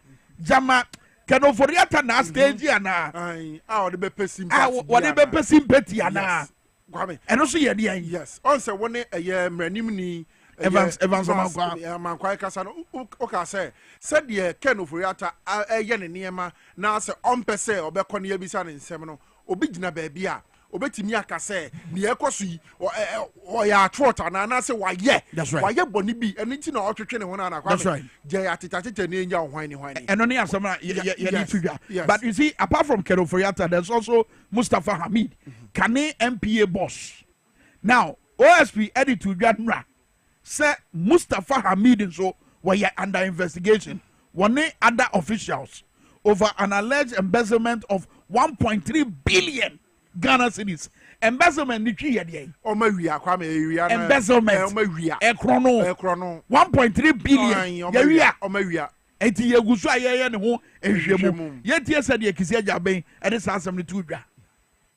The OSP has also commenced investigation into suspected corruption and corruption-related offences in respect of an alleged embezzlement of 1.3 billion cedis from the Unified Petroleum Pricing Fund (UPPF) at the National Petroleum Authority (NPA).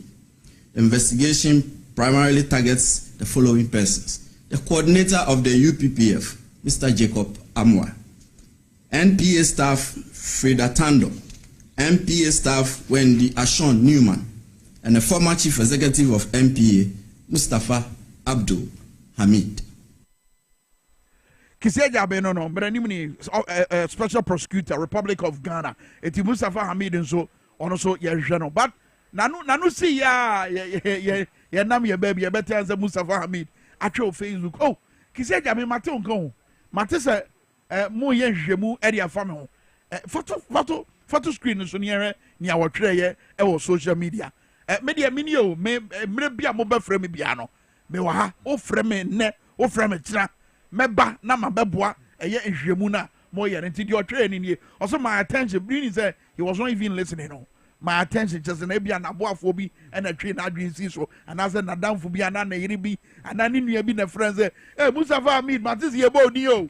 It was my attention has been drawn to an announcement by the special prosecutor Mr. Kisia Jabain that I am under investigation for some alleged embezzlement of funds at the Unified Petroleum Price Fund, your friend UPPF, during my tenure as chief executive of the National Petroleum Authority. As of this afternoon, I've neither received any invitation by the state investigative body, nor have I been under investigation for any such alleged crime. However, I am willing to avail myself to assist in any investigations of the alleged embezzlement of fund. Now, what Kisia Jabin did yesterday, and he said, well, boss of the actual Ghana for you now say, Ejimwa would one ye no, Bakon Sonne Mustafa Hamida, Yanyan and Tiese, one officials be aqua embezzle 1.3 billion Ghana cedis. As far as the Mustafa Hamid a statement to two screens, so mention as far as the Unified Petroleum Price Fund is concerned, 1.3 billion Ghana cedis be yeah. Sikani ni ho. Eti ye hwehwemu e dia fa sa asem no ho. Yes. Now Mustafa Hamid so dan na di say mate se mo mu ye hwehwemu. Me so ha ya na me wo. Obi amfra mi mbisa amasem. Eti me so no minim say I am even under investigations. Koi. Ye investigation dia fa ho a. Yes. Enu si e be fra wa ye fra wo. Ye hwehwa wo nsem. Yes. Na yesusu se bibi kankan bi ebon ahweye bi ana wo som wo ho no na ye hu hwehwemu a enuru brese ye be frɛ wa ye nyɛ dɛ ye frɛ kenofori atata mo so ye no enye ne ye de atodwa se ye frɛ no enso obeso obeba yes ye frɛ no enso ne anim ne se watu kwan ne bre na so ne ye frɛ no baby a wo de no ye de atodwa se beyond the ye afa de kenofori ata aye hu no so wo so de no ye dɛ eka ho bi. So when Mustafa Hamid posted say when you say he's under investigation, imagine him na kakra. Mustafa Hamid wallahi we must save the country. Must know say one of the ways of saving the country from Ketanzania project and say office bit to say office of the special prosecutor wo boss Nanado Dankwa Akufo-Addo ete what the buy yes say eno ne be instrumental wo be gina so ade ko etia Ketanzania project no. Yes. The modalities ni be say obey hwehwemu e dey afa corruption and corruption related cases. And investigations can include say wo ye investigative but wunnim say ye investigative. Ebredu na ho behia say wo se ye frɛw na ye te wano asɛm a sabra ne baba. And I like what you are doing, Mustafa Hamid, by indicating to the people of Ghana say wo nko baabi a wo te ha ya ebra so se ye frɛw a oba value yourself. Fantastic. Yeah. How I wish say Mustafa Hamid uba to kenoforiata for send ya wo ye ono so nya bi in the interest of Ghana, because I can't for the life in me imagine how na Kenoforiata tatimi the Bible. Every the budget. Now why you know say Christo na wadene Christo somo baye. And I say Christo na ye try na bra boswa ye take Christo somo no. Wano no Kenoforiata them and your boss apono take Christo somo. Because I don't know who memoir. So I come for the life in me for somebody who believes in Christ. For someone who portrays where a Christo ni Christo, Yesu Christo no. I come for the life in me. Imagine near ebeba na krata say me free memua na minim da mesamba. Me free memua minim da meba. Say ensemi ya yabobo sui. Ah yes ye hu hwehwemu. Ah hu bo himu ewo mu no. Say wonni for how would you write such a letter? And Honorable Stephen Amwa, bibi nra ewa mrasha bedwefie ye ko Parliament because san komo bo wura ho emiete apanyo mark ne Honorable Habib mo kika nsema e de nsem toto aban so fine most John Jinaponso be yi o ma no correct but the idea akotere wo san komo ni mu Stephen Amwa the position will take here and the way I know pretended to say there what Ghana chen obi a. No, I'm saying pretense because we can see through the lines. Yes. Stephen Amwa stika sorry jira ho. Mum yenya isa de na ye didi ye ho no NDC ni MPP oboa. Obi obekasa sa bia. Wutu say opeso obo obi ho ban. Yes. What can when nyina wie we say Kenoforiata ni boni bia. Na adenti na ye bu anofo. Wa bra yente na no kasa. Kwan ya ye befa so ate na no kasa. Ene de prosecutor eyi. Special prosecutor eyi. What to them Safran no baku mienu miensa.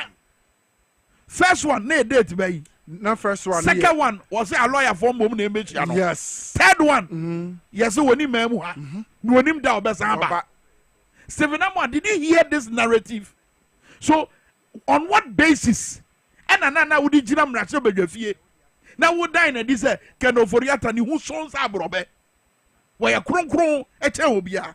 Basis, what evidence are a chess and some ya boss ya ye di wujuma ye wunjuno.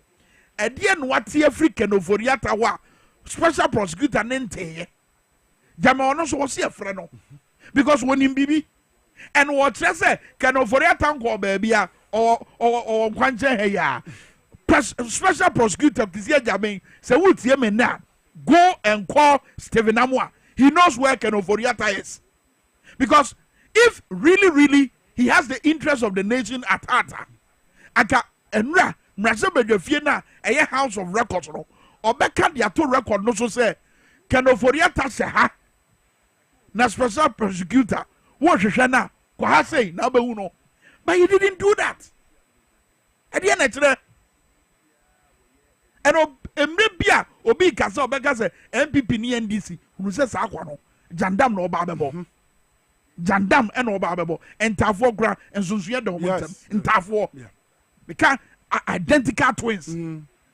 Ushomo, Omusuni, Omubayomo, Omenim, Omo Yobiani, Nomabia, who difference. So you don't do NDC MPP, not the cat, what the Abayan Catanimu, not the Jandam. Then I am in Chadia, Sa Jandam no, Edumie. Yentie, Avenue Markin, any Habibi Drisu, Wabra no Mokasa, a buying accents no. Now we are one mammy John Jinapo, Wabra no Subusa say, Adam Musrana, with a tea. Conclusion, Mr. Speaker, I reinstate my call for accountability and transparency. The actions taken by the OSP in this matter are deeply troubling. And the actions also taken by governments are deeply troubling. They must be addressed with the utmost. Mr. Speaker, in conclusion, I reinstate my call for accountability and transparency. The action taken by governments are deeply troubling and they must be addressed with utmost agency.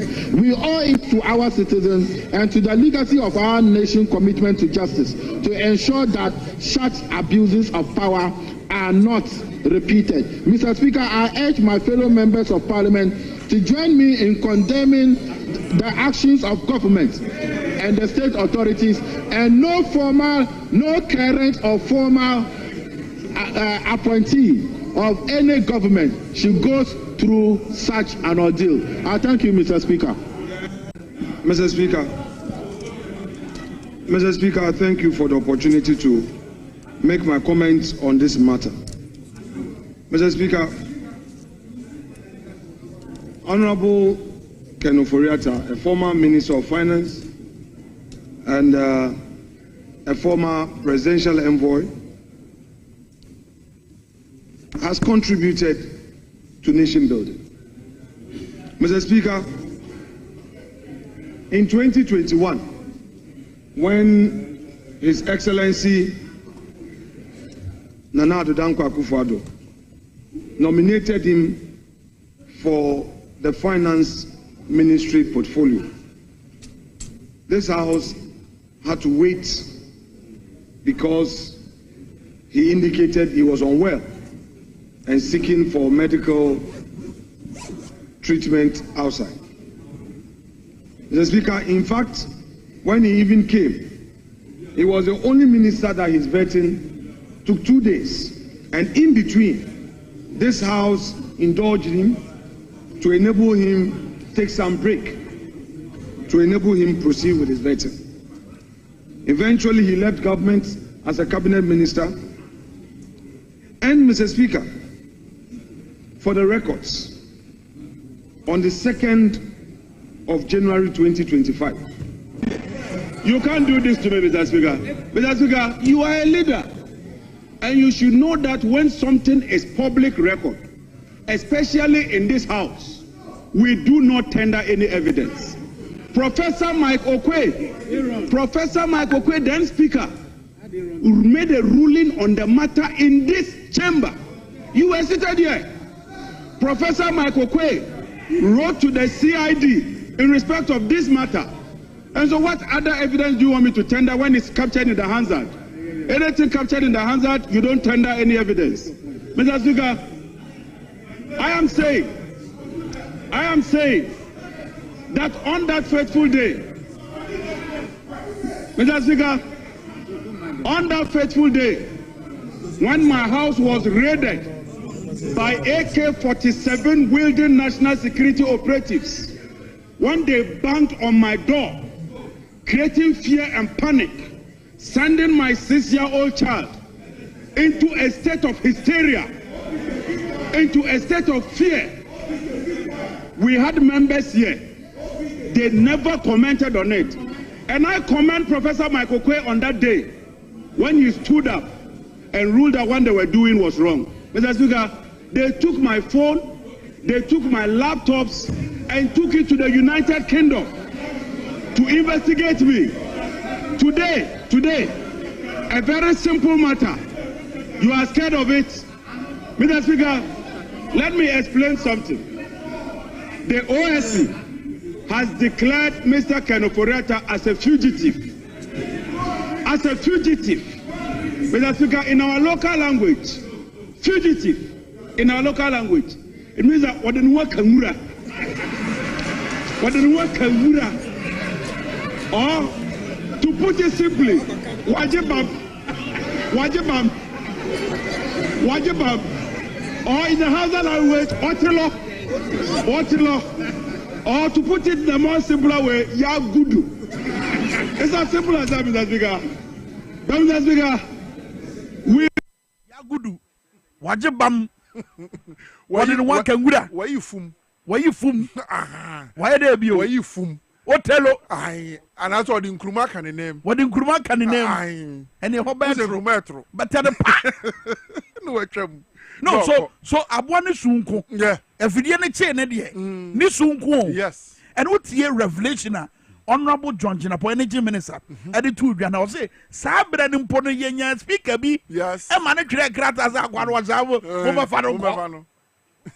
We can't just speak. Oh, and what grata the command. See, I didn't say one. I had watched it. Mumba Duano. And that year, very simple matter. Was saying, what were he? Wait when Yakukodro, Ken Ofori-Atta, you are no more in power. You are no more the finance minister of the Republic of Ghana. No.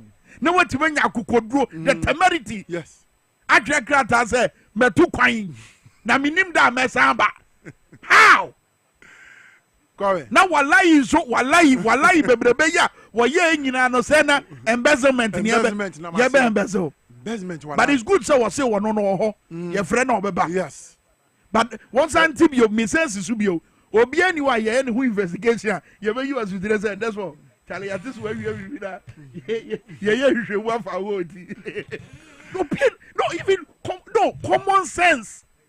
So why would Mustafa Hamid write that? So I don't even know Amanda investigate. Do you have to know? Say national service Kwame, national service, you know. Me say the His Excellency the President of the Republic, John Dramani Mahama, wa order Masesia NIB National Bureau of Investigation. Womu abawura National Service Authority. Womu kwakwa ye nhwem. Kwame, ne krakra ne say. Nhwehwemu womu kwakwa ye ne say over 81,885 ghost names.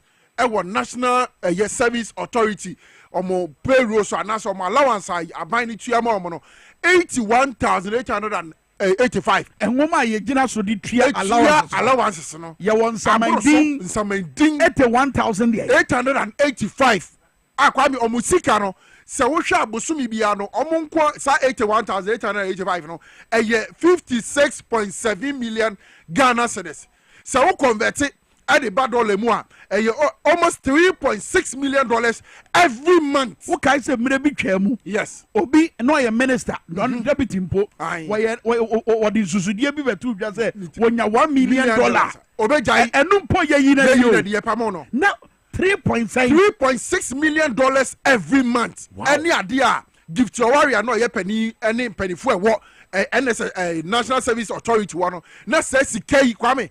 Abandi tuama ma nenso na ye ghost names obi ani ho saa nenso omotimi akreti ade ahyem eti se sia ide Kwame eye hwehwemu na ekoso kese e wo National Service Authority wa ye hwe se sika na wo matua over 8 years our National Service Authorities na wan bottom and ekro ghost names ben enfo na de ohyem eti se asa hwehwemu na Kwame ekoso. All right, wa bra san hwehwemu no so koso no so His Excellency John Mahama Sabra ye kase woni memu a watu kwan ko Germany na ebe wi akiro beko Addis Ababa no wa senso atu anamon bia amanfo eboje no so anamon ben se afi 6th March no enko yesa afra se anasa abre ni abre bia no se de esi ye na bo se ni akobo dwadata ewo Independence Square na encourage le wiem na guarantee gain fa eye ehye no to screen so na ye hwe se de aban no esi kono na Felix Fosu kwache eda wonsem edi ye wonsem twefo nchia mu a wo mo ye ewo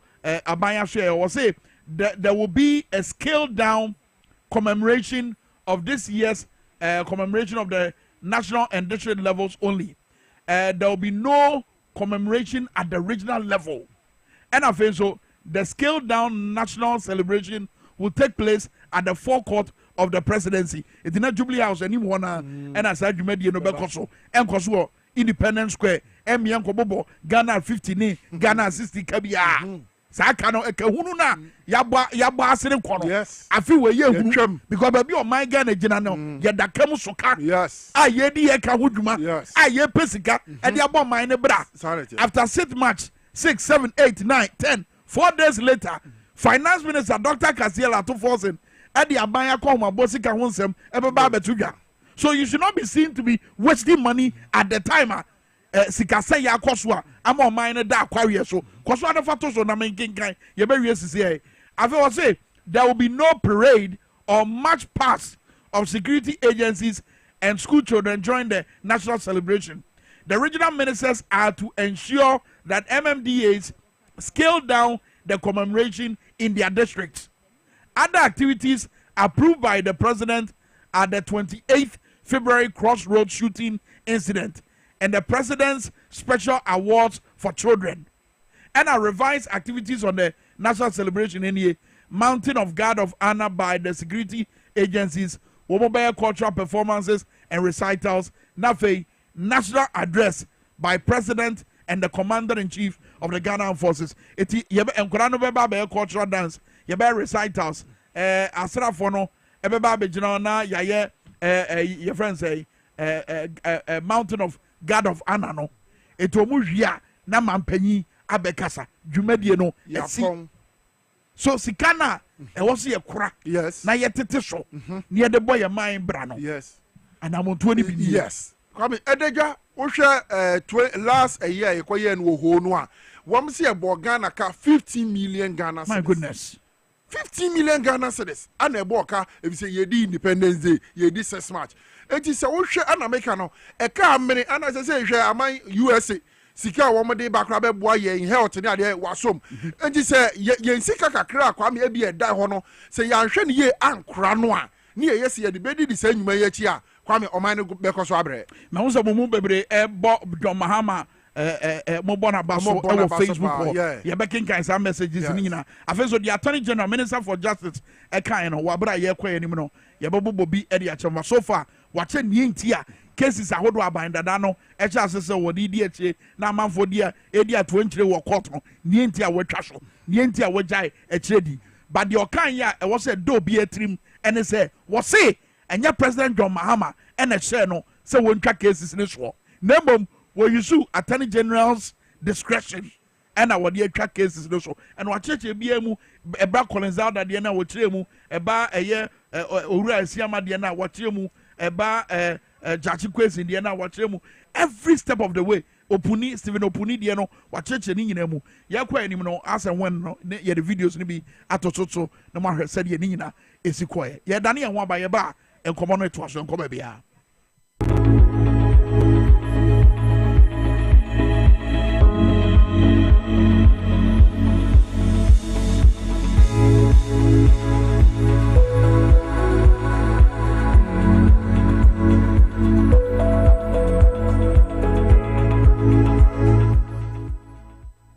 I am Chinese Dr. Wei. You are welcome to Roma Ridge Traditional Chinese Clinic.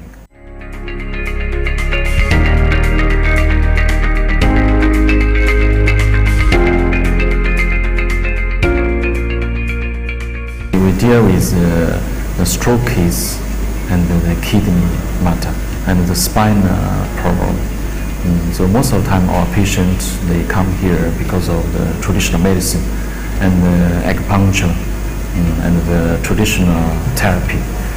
We use this the method to help the patients come out from the illness.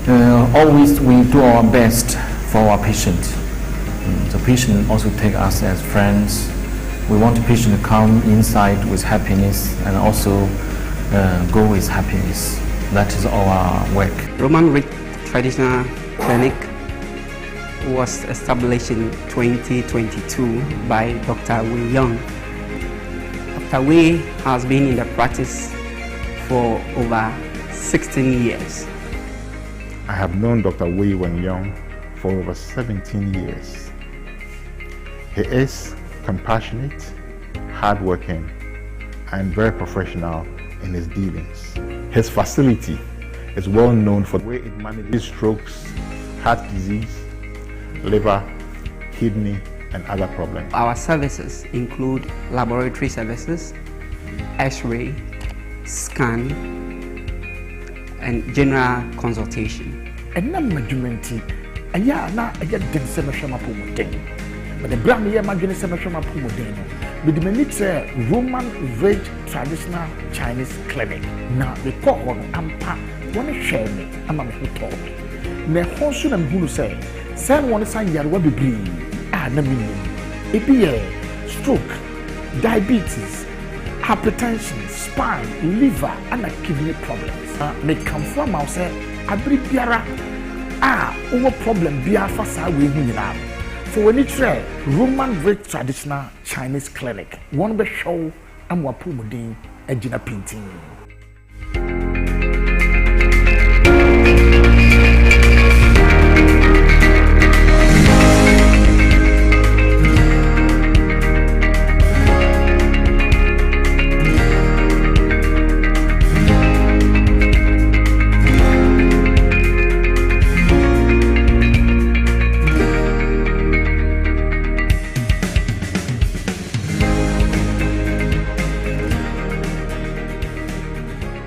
Roma Traditional Chinese Clinic, we have our special treatment for our patient.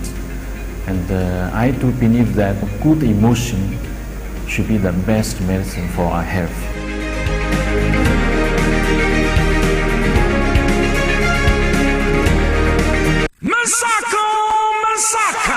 Mensaka power jackpots ya zabomu bi e chrewo do Mensaka me chre Mensaka Valentine's Day e chre no do e ri in the bay change me the 14th February Valentine's Day it's obey dey be chre no do sama ye na do there chrewo do na cash ball side dey me raza power jackpot modern yan dey be for mobile phone never dial *274 *10 hash chain bi o *274 *10 na enter draw na ticket krubia 10 Ghana cedis. Into the more erito tickets no. Now what chances of winning a susura nor call? Nay in a business boom gagag. First prize in here 10,000 Ghana cedis. Meraza. And then 10,000 Ghana cedis. Now 6,000 order dona was spread in the bonus. Yours in Uber Shembia Subenya crash and how far. Any bema vaze befe wasanaka da cash that no confuse. Antimoda ya in the beshas. Now begumedamara bogum. Never begumusa.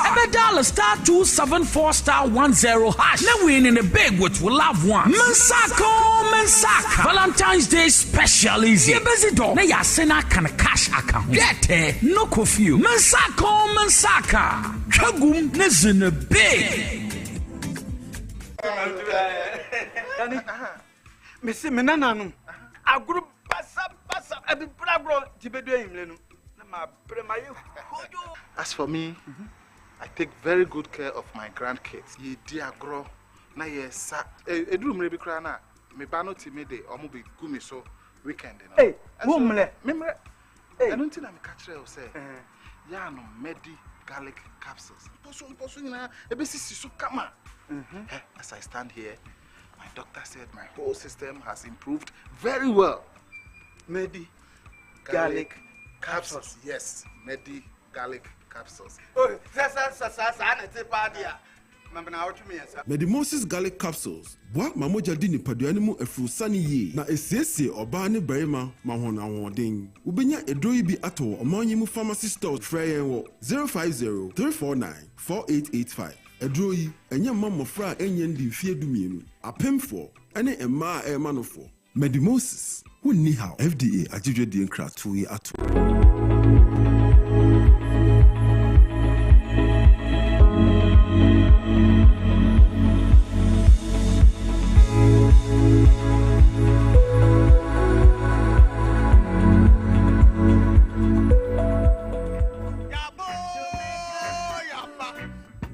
Ken Ofuriata. Baba Camio. Also, now, bossy about yes, somebody be any. And also, one man who should not pebble be and the sounds and I go get a Bruni Coco and say, Bruni Coco, Mamma Cacra, and Mamma Cacra, Hamishka Fane. Eh, no, Buru. I'm a warning one. Would your bossy at the Baka to go so? We are no free now, call baby. We are not transaction advisor when you advisor and you bata sikana yeji and your mama actually what I say it is transaction advisor to make sure that you or bata to bata sana sikana be betoma smooth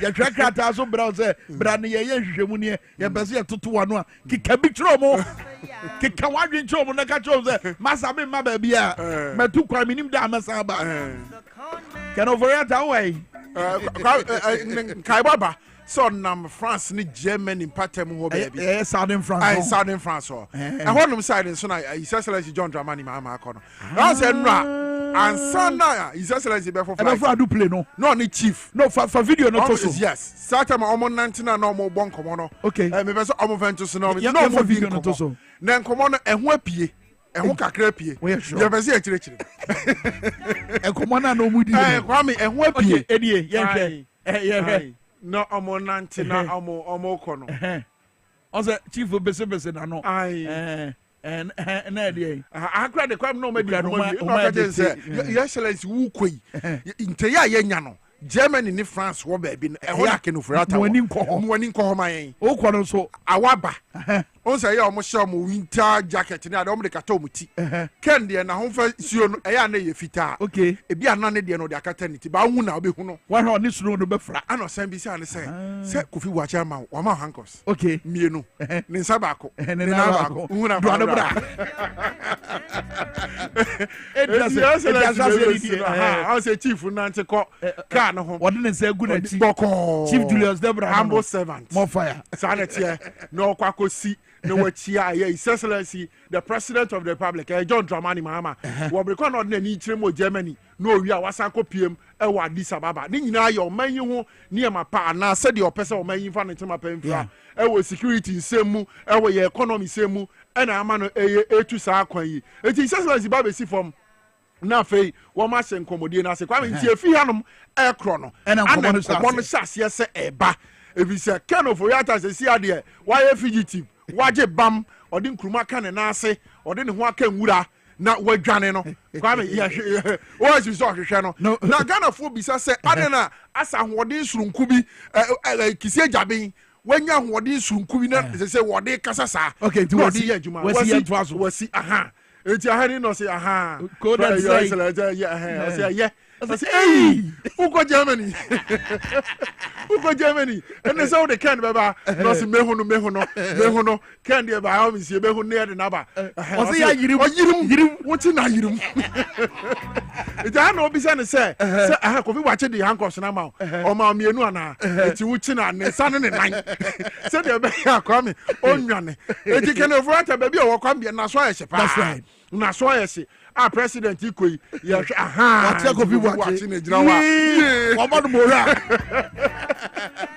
in fact to be honest with you we just play but honestly you nim komo mudi by the agreed ebuo ya hwehwe Ken of Oriata die ebetimi aba ne se nkomo na na wo mudi Kwame ya hwehwe de bia na eno na na wo mudi na fe Ken mra me da say all right, what is the Let's Talk Educational Consult? Omo, BIS Ronqua, Omo, Eto Fapem Papa Dema, Yemei, Ebo Madisha Honsema, Omo to Fapem Papa Momo, Etiana Banako, Let's Talk Educational Consult, Nayento Fapem Papa Ma Aquadano, Duadi Bosumi Siakosi, Wadi Viencia, Sasuku Yamakwayo, Dane Dana.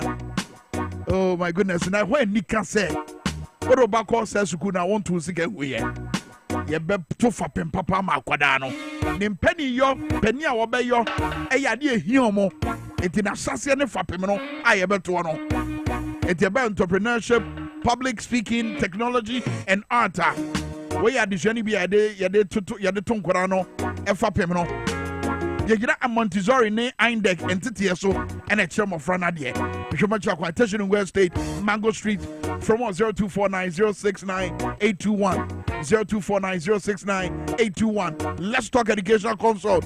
What's up building the future through children? Well, came out from a studio outside crowd na yenko woman China yeni omo eni nkomo emfa edro tataria se say koko ti etipa no odwane edro tatare pa a friend of pie leaf ointment and a pie leaf tablet. Mama Piley for better say on Power 97.9 official TVXY0 Sabri and then come on Bremo. Mama Piley Macha Kwaba. Bibi aboko de. Adum ya mu ne adware mu ye be ne dai. Ne adware bi ne enum bi na ye sra bi adum no. Emu debria. I tell you. Adum ya so na pai no man mebo a. Me say so we tire mu adaje be boye. Eni etire mu. Eduro na no abo say ye kokon kwa na ha wa asase so. Pie leaf. Eno ani pie leaf. Ma obi mfa so kwa na no achenchere. Mo fire. Me taka say me say ma obi mfa 6 ndane o na 3 no eye bi. Me da say me say mama BC enne me din e de mama pie leaf. Okay. E say pie leaf e ya wanwade. Pie leaf ajiba bia. Ukokuro bia so, aman bia so a say ye kokonkwa ene hawa eno ani pie leaf. Ema obi mfa bibia na ada.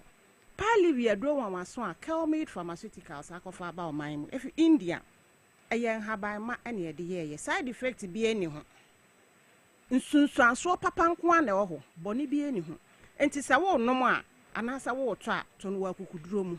ya wa numbers a wo hwehwe ya obetimi afra yen e wo so na baby a wo bia ye beje wo so eye 059 855 3075 and 055 266 7712 and a yawo van anase car a supply enro no ope ba ko obema utu akoton obema eno so number ne 059 3107 422 freya ne beje oso efel so koko ye yare a de bia meka me se wo fa na tra ono so beku tra koko ye yare bia ehu ema abusua werɛ ho ema ankora werɛ ho obiti ho no ordinansa asum na ano a sabe enye ohia na de no bibia ama bibia akoka papa agitere de eno na ama ordinansa asum na ano nti me se anopei se koko konkoma fo beka se tekpatwo se eno nko a na ha ode a eno ani pie leaf ointment ne tablet ema koko nku ema koko nya wo kwan enkwa asamando yare ya eduro enso aba bronisa pals anase hemorrhage se nonkwa ene hawa eduro ni sei na tie de bia me de kire omukodura na omayo omani so see one time eno na bia mata ade emu ema obi mfa bibi ena adawo ye wo miaye bebre kumasefo Monko Stanley Pharma and Medical Store Kumasi Stanley Pharma and a medical stores and as a medical supply upe ayaresa bi anasa ayaresa anasa hunidie ehuniema bia wo hono ma ko Stanley Pharma and Medical Supply omo be ma obi omo wo number Kumasi for mpacho omo frɛ number yi 054 5172 147 ba konso ye 053 06 700 16 Kumasi for mon fresh number Stanley Pharma and Medical Supply omo beje so ena kaswa discourse pharmacy for omo so omo wodo so puo a wo to ba ko obema utu akoton a obema omo asala obi agene de debia me kase koko yare ehu a na me pa kire den se koko enya abesua wo so a eja wa yemutim moja betu sabe bebia woja wanan no enti ensonson koko so anase se wonya hu se eye koko a entwentwen so apemfo atimi ye omopa etan se wo fa yefu a na pressure abeda hemorrhoidal vein so na mmom hu doctor anase wo midwife ansana wafa bi se wo ba ena ebi abesua na minim enfie dudu a akwala na di ntifa ne hu doctor we ya na obetwra ma ose kwana akoto nefa esan se enoa na wadwaman so sesi a eye koko aduro papa ewo ho a ayaresabia empenifo enim de bia meka se wotu aduro empenifo agi atuma eye adwuma papa empenifo no mo ni ne ehe omo na ehwe ye nnuo so ewo man mu eno ni FDA omo agi atum emo obi mfa bibia na ada ene sika ho ayeden enti mfa nkoto ntwene fato aduro papa ne nom koko besua wo na wokotena ajanan bia wanhwe wase beje wo yire firi wonsem ejaw ayamutim wokotena sa ne yetieni na won sore ye broni se na wo streni da bi yenkwa ajanan bia nkotena so enstreni anase yenchim na wo ye be ma sabe awo na aka wana wo chim no na sabe me na nasa wo kokobo ebe pie pa mas ni be pie epie so papa o se obeka hyema na obepie hyem hwan na kan sa akire wo yenya ne sa enti kan ho eno ani pie leaf ointment ne tablet emma obi mfa bibi enadawo emma obi mfa wo se kan enwa nanka ewo kokon se ye kokon ko ade a eno ani pie leaf ointment ne tablet koko besuo na se wo kotena ho chim sa na wo ukoko anasa okokobo no epie ana wo max no epie a ye nkan hyem ye bekwa akoye wo surgery o wo sa sika no ade na wo mfa nkoto aduro yi enom na afenkaye no wo de akoto asasi asifie because enne surgery no ye wa se ne tieni na efie ja edum ema abusua nkwa ahohiahia mu se kokonkwa na ye wa eno ani pie leaf ointment ne tablet aduro ni emre ni ye nchenti mpacho sa tro numbers ni bio ohia ya no wafre yem aduro na ya me frɛ no pass ahaban omo kwa na yedi bibi adane omo adane omuti ebutu da bi enne emma obi mfa wuti ensi form ma wo nansi form sa na nyame boye numbers no eye 059 855 3075 and 055 266 7712 van na enam kromu no eye 059 31 07 422 se kokonkwa ene hawa eja ena enuaba ma entena ho makoko enku enya yare a esese wo de tena ho eku because anase eduro aba se wo pesa eduro no so a eno ani pie leaf eno ne bia matade mu ha sei na tie mpacho me de kirel sei na tie wo kwa wo se wo pe we bi sei ene tie papa minimum America me wa yare sabia minimum America krofo di esu abasa okọ ya nya enu bi ne yi ma no na esan di nsunsu anso obo ne abre no nti me se pass ahaban no pie leaf sa wo bo pie leaf na che se wo bokoko aduro papa din a eya wanwa adwuma na adanse enso edi akire to nanom na wo honto ukọ pharmacy bia wo benya bi nkran tudu Kumasi Stanley Pharma and Medical Supply na Kumasi kaswa ehwo so ya discuss na pharmacy bia bowura ho okanshi calmade ni doso ponu pa ya ho ubenya bi anope me da masese mama me mre na matie mi ewrade nhira obibia ewrade nhira mama bi mama pilif mama pilif so the pilif nkomo na bre na anope Kema Pharmaceuticals adwumayefo nyina ye machia no pay so right, that's so affiliated. That's why Power 97.9, Power 979, Facebook Live messages. I would upon Walcott. Julo or say good morning. Kwame, yes, also from a Pesico or Medina. The fight against corruption is in the right direction. We can't just sit in our country and always sit by and watch people dissipate the national purse. Kenoforiata and others can run, but they can never hide. Mohammed Reddish also the message about say if Oforiata thinks he's a clean person and has done nothing wrong, why is he running? He should show himself up immediately. Simple. Mohammed X1, he said good morning. Samson Benedict Fianco Boateng, I said they know they can always run. They know they can always run from the jurisdiction. That is why they were acting with impunity, disregarding advice from everyone, because they know when the door rings or when the doorbell rings, they won't be around to answer the call. Kwame Nwana ekwaso memua. Roland Bless atoklo say wallahi. Or say their office will hunt them. Wallahi.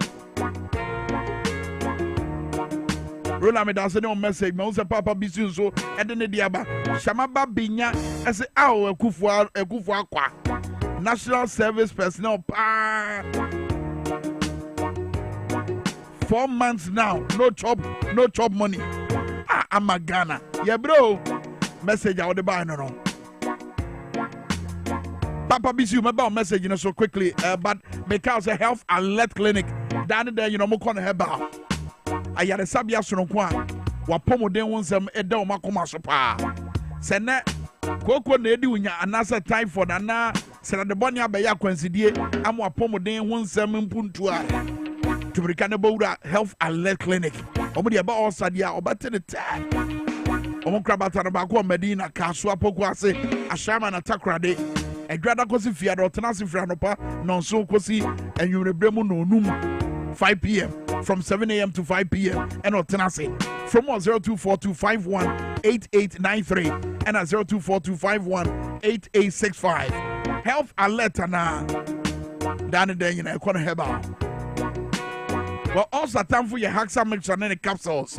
When you're being to a Yakopebito, when you also time for no make us and the time for also no what Haxa mixture and the capsules and can wood granny. What when you not for Kukran chain and Master Dre and Becano because and 1 year the two also say into an Monaco Kashi Dragland Repage Ventures and the Hallows Eba Medina the cars from us Yana Kwabenya Biato my little George community 2 and at Jukat Pharmacy or Kaswa at 24 betma friend 0240-238-310 and at 0203-822-855. Also time for your Haxa mixture and the Haxa capsules. Alright, yeah, Diane one by your bar and common it was about Kaisa would dial star 274 star 10 hasha or Tranyami Yaduma year Valentine's Day. A year Valentine's power jackpot. Yeah, video mano on Sabbath Waka 16,000 Ghana cedis. 16,000 Ghana cedis. And Shani is simple. Dial star 274 star 10 hash. What dial ya? What your man kagum sa? Kagum. Now one number and she tell video no so sa. A better so na ye can video no one. Or number no a bit me ye pay. Nesikano abayodia. 16,000 Ghana cedis. Asam ye can. E go baby ya.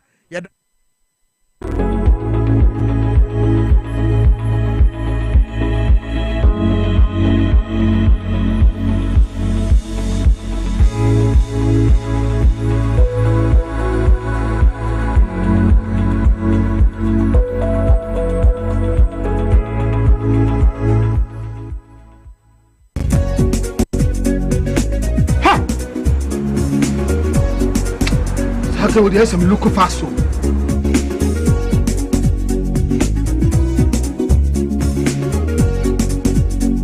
Mama, me again. That's how we are. Me call you mum. Who hear me? Menti me sent my friend doctor when I'm cross over. Share that for me. See what we swear. She has malaria.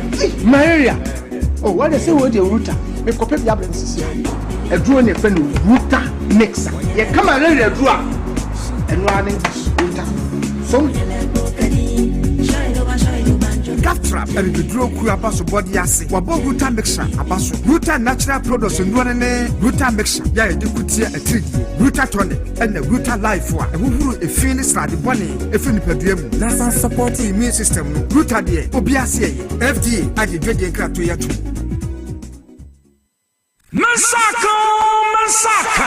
Mensaka power jackpots yazabo bi e trewo do Mensaka Valentine's Day e tre no do e rin in the bay change me the 14th February Valentine's Day it's obey dey be tre no do time na do there trewo do na cash ball side dey me raza power jackpot modern yan dey before mobile phone never dial star 274 star 10 hash chain bi star 274 star 10 hash enter draw na ticket crew bia 10 Ghana cedis. Into the more to tickets and now chances of winning a susura nor call. Nay in a business boom gag. First prize in here 10,000 Ghana cedis. Meraza and then 10,000 Ghana cedis. Now 6,000 order dona was spread in the bonus. Yours in Uber Shembia Subenya crash and how far. Any bema vase befe was an akada cash that no confuse. And Simoda ya in the beshas now Bogumedamara Bogum Nerabwe Gumusa $1 star 274 star 10 hash. Now win in a big which will have one. Mensaka Valentine's Day special easy. You busy dog. Now ya sena can cash account. Get no curfew. Mensaka. Kagum nezin big. Invitiasia no. Menene kunu ewari wo odro ene asumdue kwanso. Ya worry next you know. Mene kwacho ba hotel pop baby say you be sepeo. What? A team from so crown on my ye. Bibia wo Nyankopon sem. Ekoba ne san me kunu antina se. Edro botum wajo eye Edek SM bitters. Wah. Eni gia befi.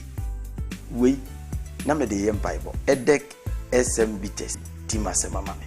Sa wa worry mu enije bewie wo payi a na sa wumpom agrodie ebeye akwana na ye kamfo Edek SM bitters. Mrs. Wa oyem yo nyina monome no up one time Edek SM bitters where dia mama hey oba wa fa yefunu ene oba oma ne ba enufu enumbi wo ye be ma na wonya 18 na untumi enum FDA agi edwadie nkatoi Ghana, get ready to win big and live large with Mega Cash Lucky Box, the game where you could walk away with instant cash prizes. It's easy to play. Just dial *426*5# on all networks. Follow the prompt, pick a lucky box, and reveal your cash prize. It's that simple. Win massive, up to 500,000 Ghana cedis. Don't miss your chance. Players all over Ghana are winning now. I won! What are you waiting for? Dial *426*5# or visit www.megacashluckybox.com and play on our web portal. The minimum to play is 5 Ghana cedis. Your lucky box could be holding that big cash prize. Mega Cash Lucky Box. Dial *426*5# and win instant cash today. Don't wait. Remember, terms and conditions apply and is NLA approved on the Caritas Lottery platform. That's a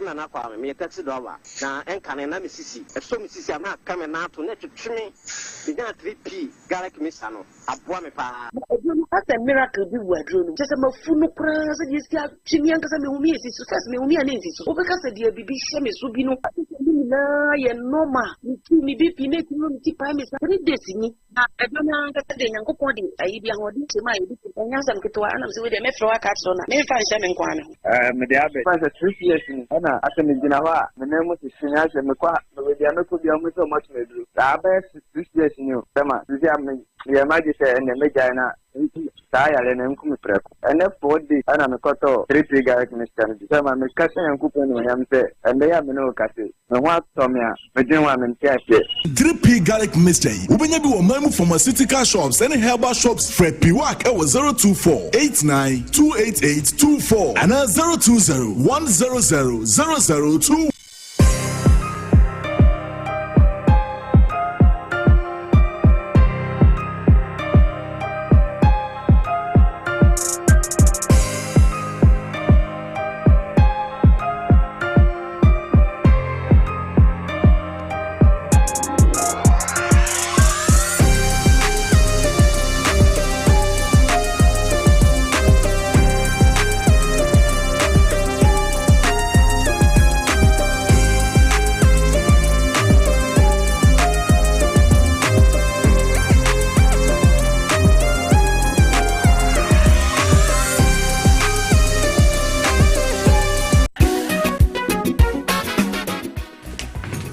If I shall be, I'm a shady old bag. Brother, and not so good.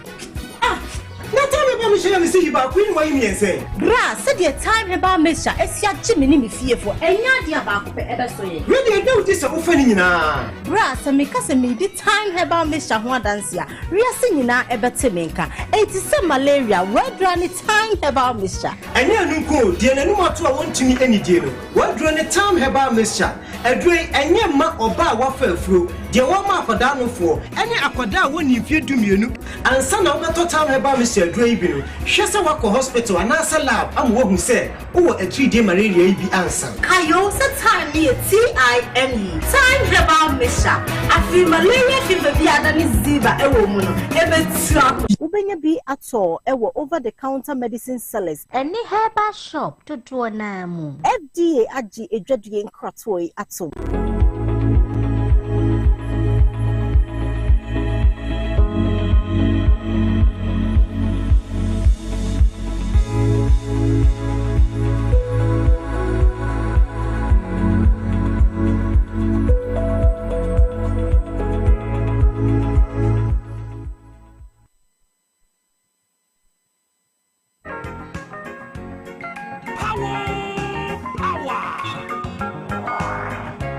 Good music with the soul of Ghanaian touch.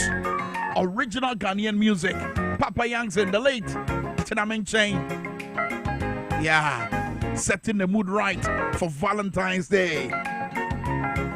And remember, you can win big with the Mensaka promo, the Valentine's Day special, which is coming your way tomorrow, right here on Power 97.9 and TVXYZ. It's simple. All you need to do is to dial *274*10# and you stand a chance of winning 16,000 Ghana cedis. Win up at the end. Now on Sabeka. Sabra Bono, what 3 pounds in Median 9, yet to become your Mungura a year antekeba. Oba Sechuatanasia, why Cradwa, Oba boy and commode the dead, and the first Spanish in Lupano. Oba, young way. Take about center nupa hu de ubo ene bro. Yadam ase mo amono maduro no na mo san di ho adanse e ma afoforo nso ko tobie. Teacher me ma me ba pani a ukom maku na ukodi ho adanse ne. Yesi e frɛ Antakeba Center for ndro no e maku fo aduro. Sansa ma me mpanimfo na aka ne me wi mi kotodwe wi mi sisini ni nyina agyan. Se no ano mo no tipa cha so age no wo maku a Shase no num bi na maku fo na te de papa. Adura me ma me no me akokodi ho adanse no enu ni. Antakeba Center for Spanish garlic capsules and Spanish garlic mixture.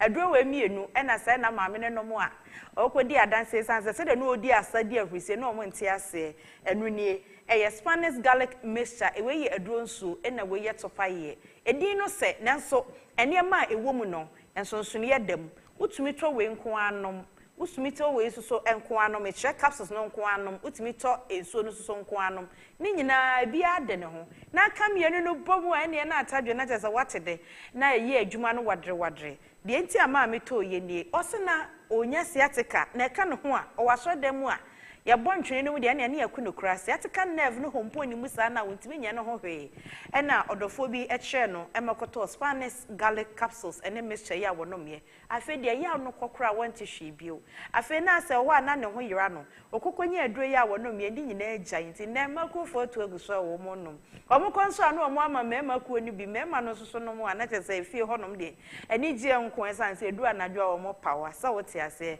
Spanish garlic capsules ene Spanish garlic mixture duro no eye ehoro ntini mu eyi mogya kwan mu ema ntina ho odin timi gyan ne na so na asiesie oni pedua na ama ho odin agina mu se na ne sa de bone dia ene ese de wafu aye kese ama cellulite aba wonsa ho ne woto ho nti ama wontimi share stretch na sa body con no na ebeyi efri honom no medru ebeye wo system ne mu yie enku ni seminar no enye ni nyina ne beboa wo de beboa ne se oba redie no mu adwuma ama hoden abam enu ni me kire se utimi nom Spanish garlic capsules ye nko a ebeyi wo mu ade papa bi a wate se garlic ye bieye sanso obi a wadi free finch adum ye nuko bia no onom a eboa ne se de be regulate ni mogya kwa no ama emogya na hoden agya ne na so yie na obi susu obenom Antakeba Center ye Spanish garlic mixture no ono susu sa onya garlic mu ahoden onya nkatwade mu ahoden ene ahoden papa bia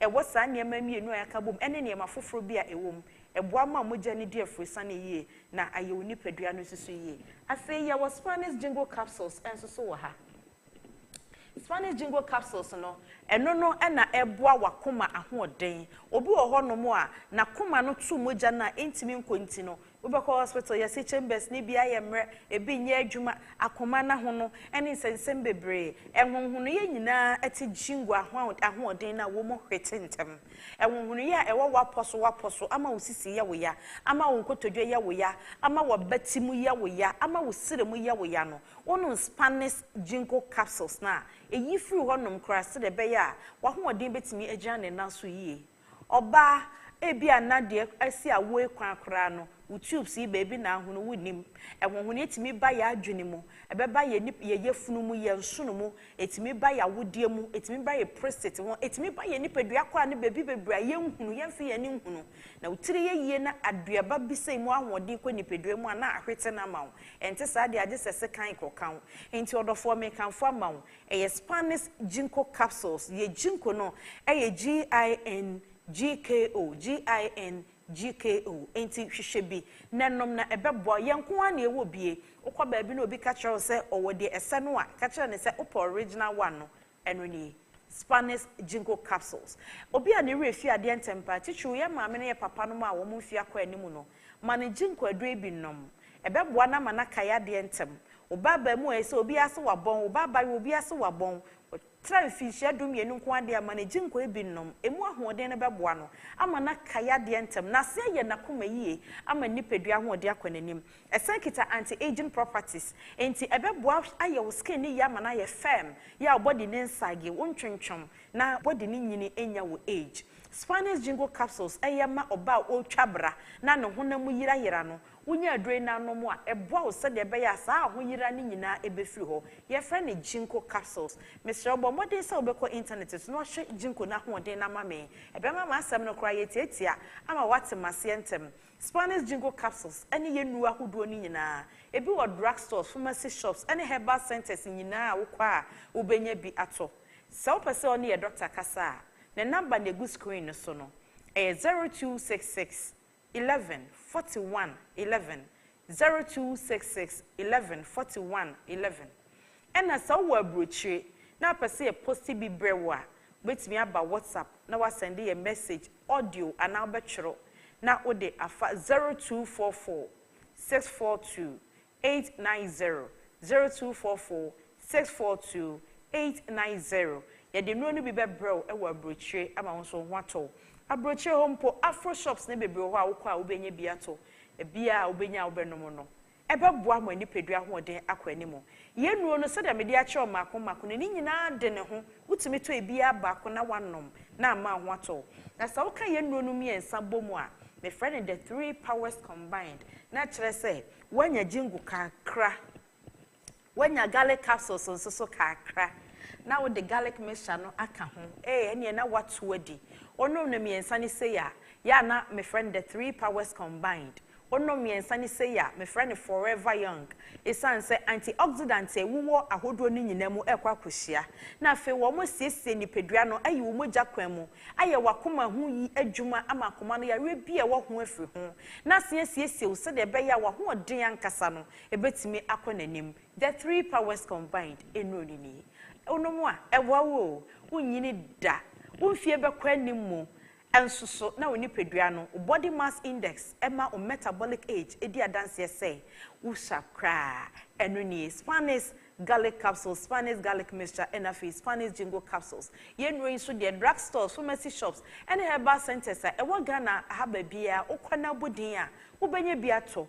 na de akosa wo yare ma menom ebanom papanom akokoranom abrantenom ababawanom kwaba bia to wedru na kwabo adru ni din enye bi maw na manya akwadworo na wannom mama me na ochena yedi adanse a wonso watimi anom bi menua ba wa fafro ene wa ma ba nofo fa kire wo doctor ansa na watimi anom na onomo a nim se obenya adanse adi wo BP anase blood pressure na opese ekofom start ye na dura ye de maw no na milligrams no wo form kra he say ya page mu akwa kodu 500 milligrams o kwa animo odofo kasa no mienu we bo mame Spanish garlic capsules and Spanish garlic mixture BP ne be kofom ama waduro na ye de maw no ya ma de e wo form kra 5 milligrams na fe ya kira wo diet na wadidi ama ahoto abafie sanso so ena obi a wo sciatica onu maduro ye relax sciatica nerves na ema wo to sanso na obi a wo diabetes a wo pese afa adum pepen so obi a hwe kra bekasa wo ho pane e wo fie ma wo short na wo fie afa be kakra no ye be mo waduro kakra bi e be boa wo insulin production na fe wasan esi wo dademu na chese wo de aduro we e na ama akwa na aja adwuma ye anase na adwuma ye no ntimi nkoyie no na wo pagam antakeba center so de ye no ebi wo drugstores and pharmacy shops nyinemu ye number na gu screen so no obetimi afre na one yen akasa so you obi a wo anum kankan anadware wie na ho keka wo a fra ye number no na doctor enu bedi nkomo 0266 11 41 11 ono bekasa na wacho se de obefa edru na ebema ho ato antakeba center ye no organa babia a wo kwa obenya biato na de ahoden ene apomuden pa ebeba unipeduam hyano so say ye dro no bia obeto no obehunu okode ya woda adro no ho sa wo hwe to pa ye no a okode no eda na bati so ha ena sa wo hwe adro nso a okode no eda na pempem esoro hanom esan da na pempem ha enti wo no mo a na ede ahoto ne ahosane papapa na ede abra unipedua na kai say check about center ye na ya ye nupa ya ye de ama amansan a obia nom na eboa no ema nipedua ho de gyan na so menu aba ema body ne nsage nom check about center 3 in 1 no ekita anti-aging properties skin be fm na ahoden aba medeni ohema sachiwa ahwene pa odonfo de na chen ya ye besia hie bi ohema sachiwa ahwene pa wakasampa wo de antakinro no won some and not to anyone to pay or Dwabo Ase power 97.9 offense so TVXY the reminder better as honorable as you do I graduate to be able to Cabranza and a quick one Yengina office of the Attorney General and Minister for Justice and what in some who will be better to draw edify Nientia cases I would have bind that Dana Shas as a woody na ato se empanifo titirifo bi edi atwenche wo court na asem yi ma na wie ye da no ne ntia watwa asem no so wadi kan e kan pain se John Dramani Mahama Ghana mampanyi enyo no ene share no se wontwam demom based on indiscretion no ene otwitwa cases no now ye case by case ni nyina so ewo ensem nyina emu de di kan ye so asem free honorable Collins Zelda a case no for instance ne ntia wotwa case no yentie honorable Dominic ayene wabra no che ensemu. In the case of Republic versus Collins Dauda and others, for instance, the first accused was charged with misapplying public funds to the tune of 200 million United States of American dollars. In laying the charges, the prosecution failed and or neglected to take account of the basic fact that it was part of that 200 million US dollars that was used to construct the houses at Shagleme. In other words, the value of that built environment is, in my considered opinion, a key determinant of how much of the total sum was allegedly misapplied by the Honorable Collins Dauda. Discounting the value of the built environment renders those charges, in my considered opinion, defective. The prosecution in this case also... Honorable Collins Dauda, no, afe yenko ethical and professional reasons in tia ebeye ni nyina so cases ne dodo na no wotwa so yentie. Of the media and fellow citizens, my decision to terminate the criminal trial was animated in the main by three factors. The first was that for ethical and professional reasons, I could not in good conscience continue to prosecute some of the cases. The second was that for some of the cases, my own review and analysis of the charges showed clearly that the charges were defective, and some were filed against the promptings of plain common sense. The third was that in some of the cases, the evidence led so far that showed that there was a reasonable doubt as to the guilt of the accused persons, and no prosecutor should continue to pursue a case in the face of overwhelming doubt regarding the guilt of the accused person. Also, it is important to highlight the fact that in most of the cases in which I have terminated proceedings, the conduct of some of the individual judges left so much to be desired. I will deal with the issue of judicial conduct in my concluding remarks. Okay. And the concluding remarks, what the Indian answer ever to get away, I don't cry, normally be a man for her, and you say, that's be the was say, yet we deal with you say, on my one. Yabema, Wakasa wa Ajaba. Na Yabema and somehow would resist your memoir. Yes, as I said, yeah, can overreact, didn't want to watch it Bamia, ye who may be away, Nekrata, the command officer of the special prosecutor, what dine it is were too quiet, but I wouldn't him dakra, over Samba Mamino. A drop of water. Almost will become Yabama Waba. Yes, I had. I feel no. Some of Moody 2025 Jammy. Brepa and send a meet me 2024 room. You will have some America yet to know. A champ great Mahama Americano. Yedikama Yanda Masi, Nianchia no tea in a baby, a Fidicasi, Nitico Kayachi, Biano pay. Now, I'm paying your mamma, yes, Reno. Send no dinner Mando corner, and she do obey win election be when this no be win election be around when you may be you. Ade. Not the air course into we. You Bedi and Tina Ocase, a Bemana yet near Madiobe, we need the next NDC flag barrage no when you may be I. And I do my organ because share and rather me who cry me who dream me. Yeah. And they say, or see Independence Day no. Our union echo boy who I don't know. A cabo. Tibet imagine a baby cacrebi. A Jubilee House. Na, yeah.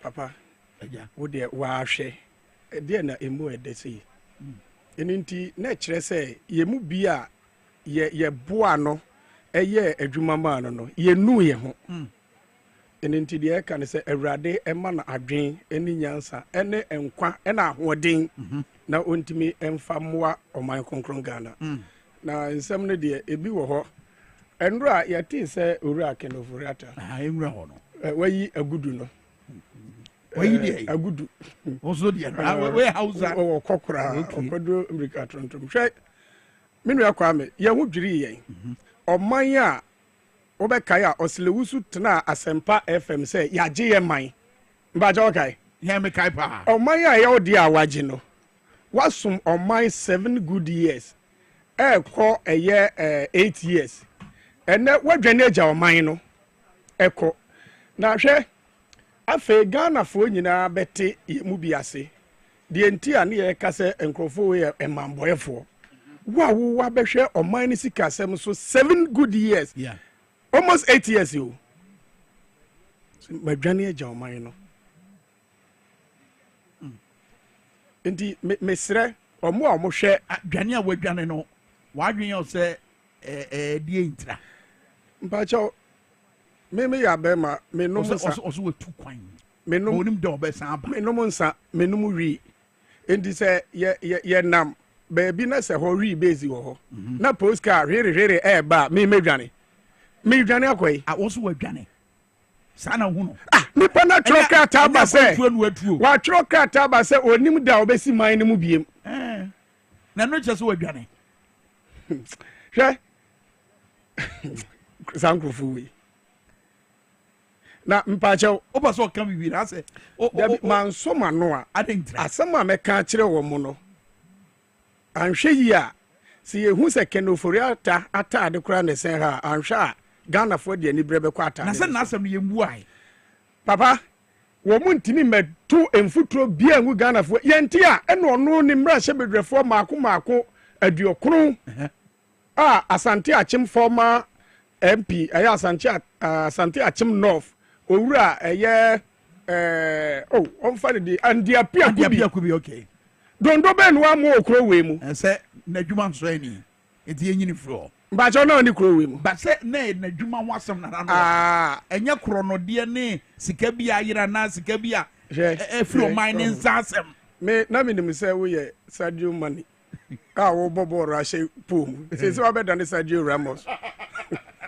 Kwame nso nya osuman no say na we defend akromfo me defend me bisansem hwe special prosecutor yes ma yemfa din we no nkeka ho asofofo na wo mokoka se ni charge no we manhole kakraka yesi we National Cathedral ka ho meboa mba chote korensa ne bi din wom dabi o kromfo bi din wom dabi taxi driver bi kan ho dabi wo mo a ye gidi se o mo ni nyankopon na da kete so no o mo ya kromfo kora chen ye mu bi wo ho adwiri ye be kan ya sa kire o mo asofofo a mo boa ye obi no se wo no woni na awurade wa apam enti obebo afore e de amanyame ye de aban sika ekobo afode unu so mo awia captains ma cement no na cement ne di si dan bi enya ma ho ne atu asi o cement ne we na yetia mo hu se enye no afo obi ayi no ho baako board na no mo da so ye ndua mo ka me sure se etu mo ka ene ye jai no tiwa se o mo ye nyame nipa ho na ye nyame adwe na ka opese die na esi wo mo nyina ye mfra o mo so we special prosecutor the odi wudwuma no what to them safre kenofori ase on ka so omum from ahwamo asofofo na anu omo ka sa committee no wamo na from Ghana omo ka bi ewo ye ade mu hwehwemu se ye yoko se eye NIBO se eye special prosecutor se ye attorney general yes mu mfra omo hwe ye no obi ntan obi o enye se Ghana for do owura John Mama chen obi ada bi omampanyi no tie mi a oba ya be ma na ka ne sei ne mom niema ba ku mienu bi nti na ne yese wo san bra ne be ye ma ne nim se wo na obetima ye de kan eye mpuntuduma se wo ba ye hwi ni ho fuel mpo no na na do ja 2 to 3 days die enso nyansan mu no ne car koba ana meboa papa sika no wo mo ho campaign me kan ni nyina kire no na wo ka kire Ghana fo a eye o mo de re me o mampanyi John Mama echichi sankrofo yi kan GVG de no se wo ho osele wusu eno so kunkun ho me wo say honorable Sam George atwen eye attorney general adwen e de asisu se emra na montuo bi wo so bu say ye free announcement obi bia o kai scandal ni bi no on test Emma attorney general enya so mu re be fi bi edoso box okay Alfred Obi contaminated fuel many owura dankana moa de ne anka amfa ho wokro we mu ewi ase no na na do se wayi etu de ka won ko anka ni manim ya no ehwemu ne nchase because se oman ni sha ase se edie se oman panyin ni bu man ni yie na emfaso eba ne ye kan sika ye nya nkodan ka okay ti ha yie obi ani wa wo kan sika ojai kodan ka enja se be fu wani so ene ye nim se obebu man ni yie ama mfaso aba ho eni nti omo nhyɛ ase animu ya enu na Ghana fo hwehwe o se meboa nansen se enhyehyɛ bɔne abanda da ne yeto ho ye nim se omampanyi John Mama wo se obe fix it send the last time no kan se dum so aba obe fix no we so o maye obe fix na obe fix no Ghana fo ye dasumu nansen yo ye nhye da encomplaini bio ye nim se obi na asɛ no no agya okɔ na meboa de ye hwehwɛ ne se osilewusu eni kwan se one nam kromu ha na oguso fifi na ni ase eriri chewing gum gu ya so abra ye nim se wafa kuntu na ase ama niema bi ankoye wona so ye ho eno pa ho a agima manu so kan no papa na COVID-19 wono nko ade dane business wo kro we mu no ona so ni nam krom ha ye bra na so ne krakrakra ne say won ye wo gigan nyina no I mean the government was say ehwemu nkoso e na nya hwemu ni nyina na ye babo ho dawuro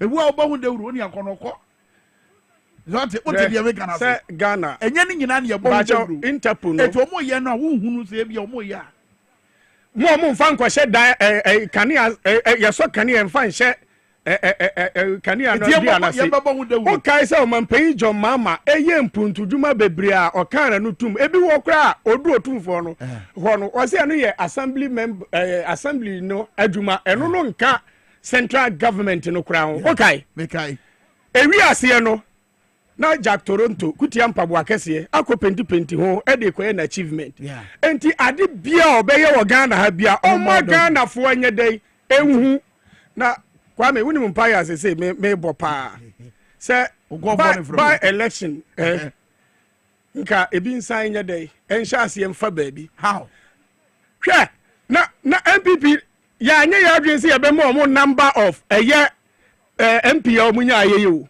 nanka yenya driver for ye adwen say eni kwan say ombenya more than 50 enti senka by election e sha ase say esen ba utie enka be boa ama be normal de by elections ba no ensi here we the next time mato ase ye be dis say bitimi jai kodi hene ana what is obi jai kodi hene oh excellency e ko by election no be kodi see no what is obi when you be fa so e be ba ne de me hwe ne mbom enka ye ne saa nanka omu be ye di wa ha no man panyina nya na sundie abu man no Kwame mi wie no sa slave queen o ka se mre be kan da asem wa ha je mensa asem na mi ken why dey hwe ya nhwe yie na ya hima me na mfi wa ni mu animu ya ye mfiti prakonyi no tie no last week na wa de tie ye mfiti prakonye no ma saa o wie anka wo beti mase amamu ne nti saa o wie anka wo beti mase last year last Akufo-Addo regime no on say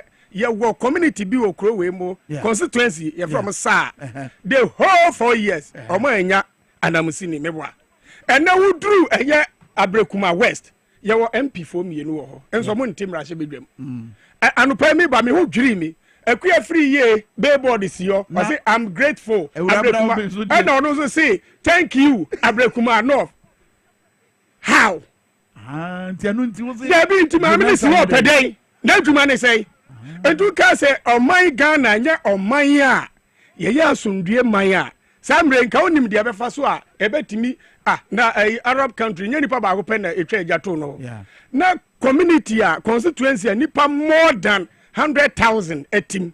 Okay.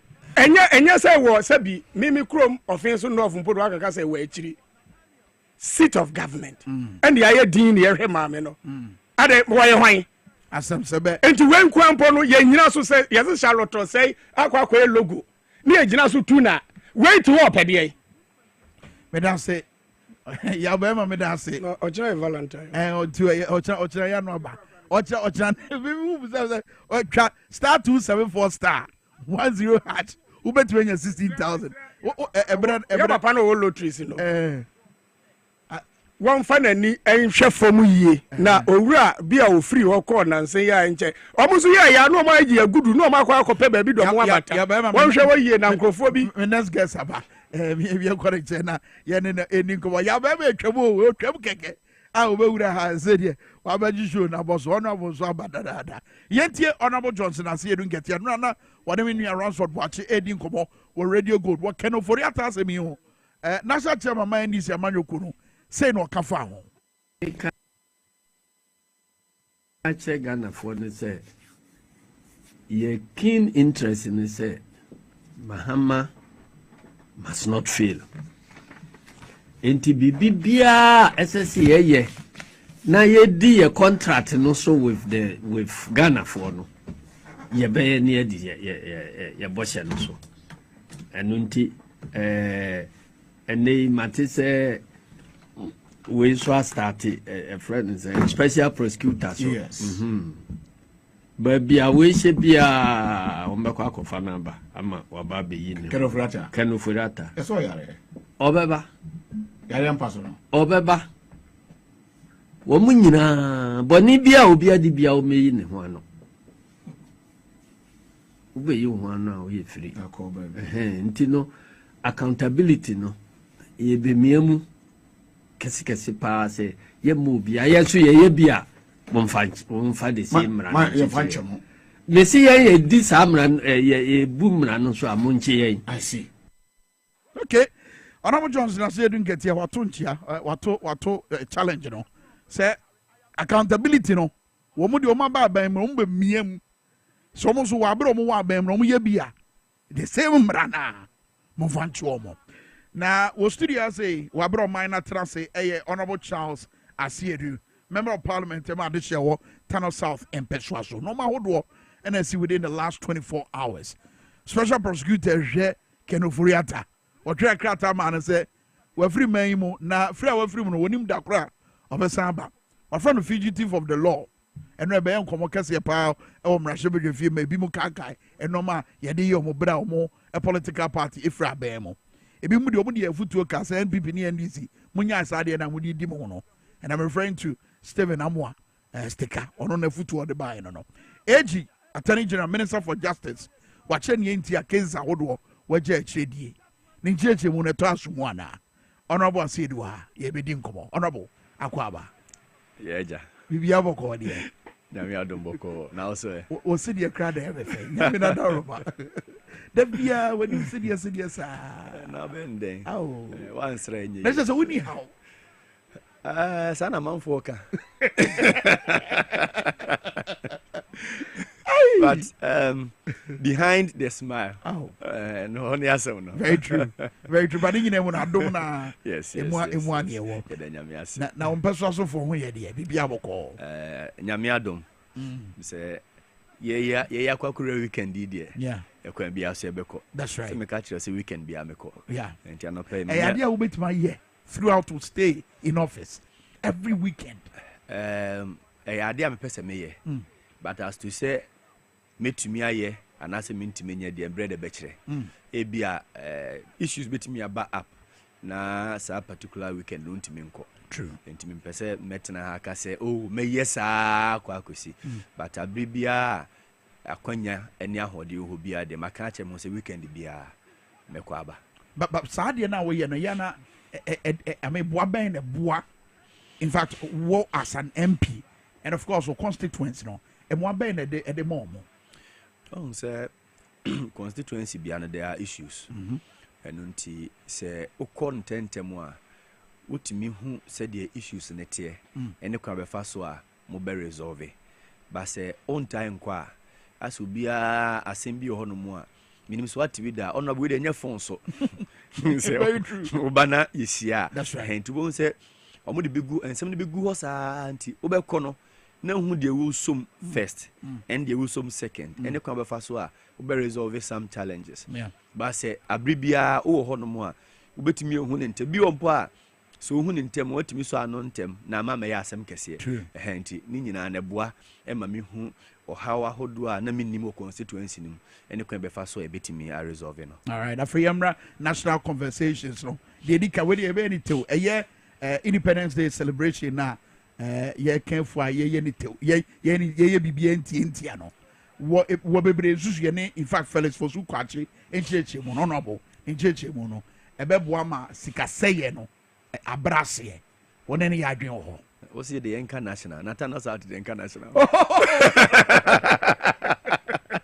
there's enkrenkwa na national I get you enkrenkwa na national oh no in that sense mame ntia ahwefo ne atiefo baba the Felix Fosu kwachi de kan ye nyina na the whole tell us out again, you know. Now the pressure am the begu so no. Na obi se be kan na se nkan. Ma yenchia ahwefo ne atiefo. Yeah. Say so hwe omampanyi Mahama. Sure. Ene NDC hye ya ye pese di bu oman ya. Ni nyina ne se wastage. Baby a sika F5 senke bu oman Ghana ekoye nema bia ebi ehun hiempo a ehun hia pa ensin obi a okwa akowo na onya mpa na so ebi ehun hia pa ensin akola ope access edi esua de amane daache no ni school awokom se ehun hia ensin enema bi ewo oman mu ebetima tie ni ahwe na ebeboa oman ne daache nti yentwa mfa mfiri ho some of us you started complaining was an manema we ho no enye nne omo monitor nyina beka enu nti mampanyi Mahama dia me pe on ho no say oti asem too much sometimes you be shocked say ensem bia ka wa say no obetimi afa pen na ochotro na otie ensem a oka okotena ne kokuom ne mpanyimfo a omo fa bi e ka de omaye dada ho na omo de ayadwuma enti yene ne ya adwen omani niska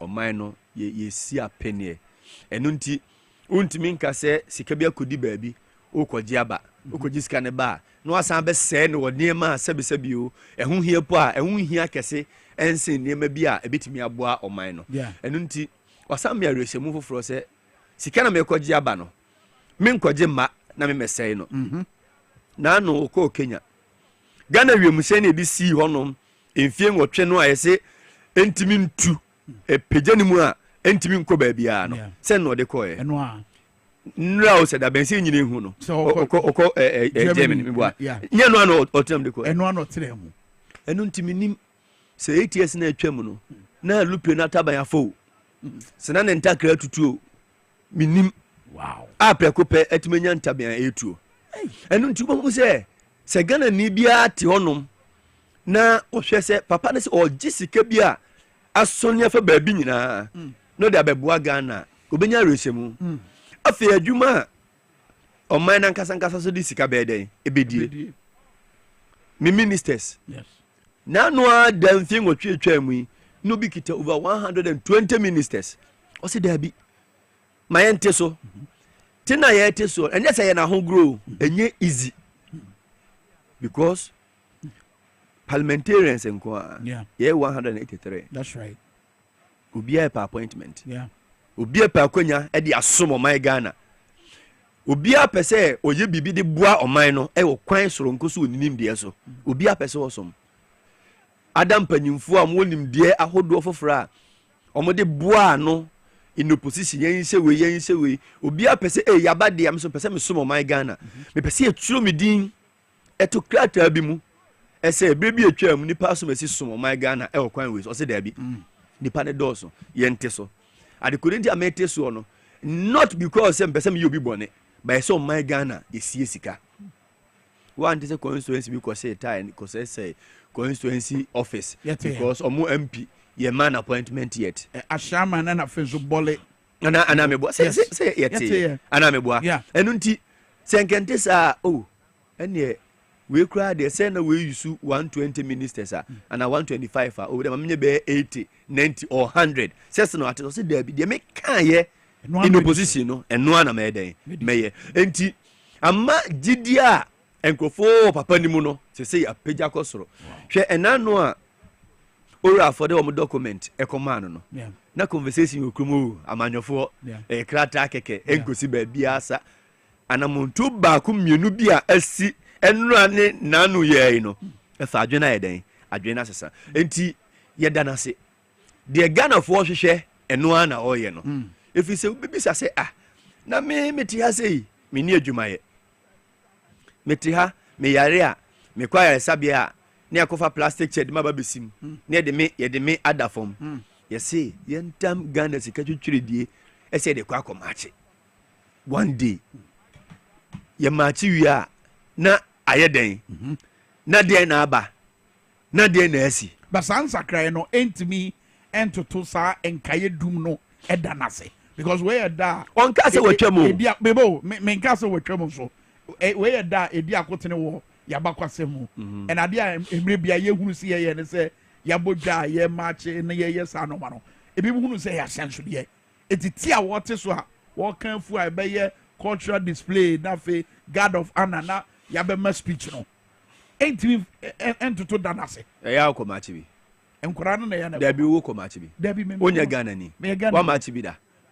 ebra nam hwa ya se abetina ukotina konso echi wa komachi bi da bi o on ka se otwam o se sika ye de ko hye yenko machi ne nkofu gina wiem na bi mu tuhwe ene sa na mani nyina no yente so era me se sa no ma no symbolism senti na ewo ho no enu ti na ewo ho no ontwam so ka se mayi afiri ho a different o se da bi sika no a ye de hyem ene ebra ye de yesa na mani nyina no edo so do enti yente so enti ewo ho ye ntwam ye beye yente so enti ye ne ya adwen and Ghana for dodo na ne ya adwen se ye nyeden yente so ebi ukra so wontwam ebeboa obi bi say to say the Rwanda for you obi bi say and this ye come ache sa na se betina fie ne kom dia and this na mo nyade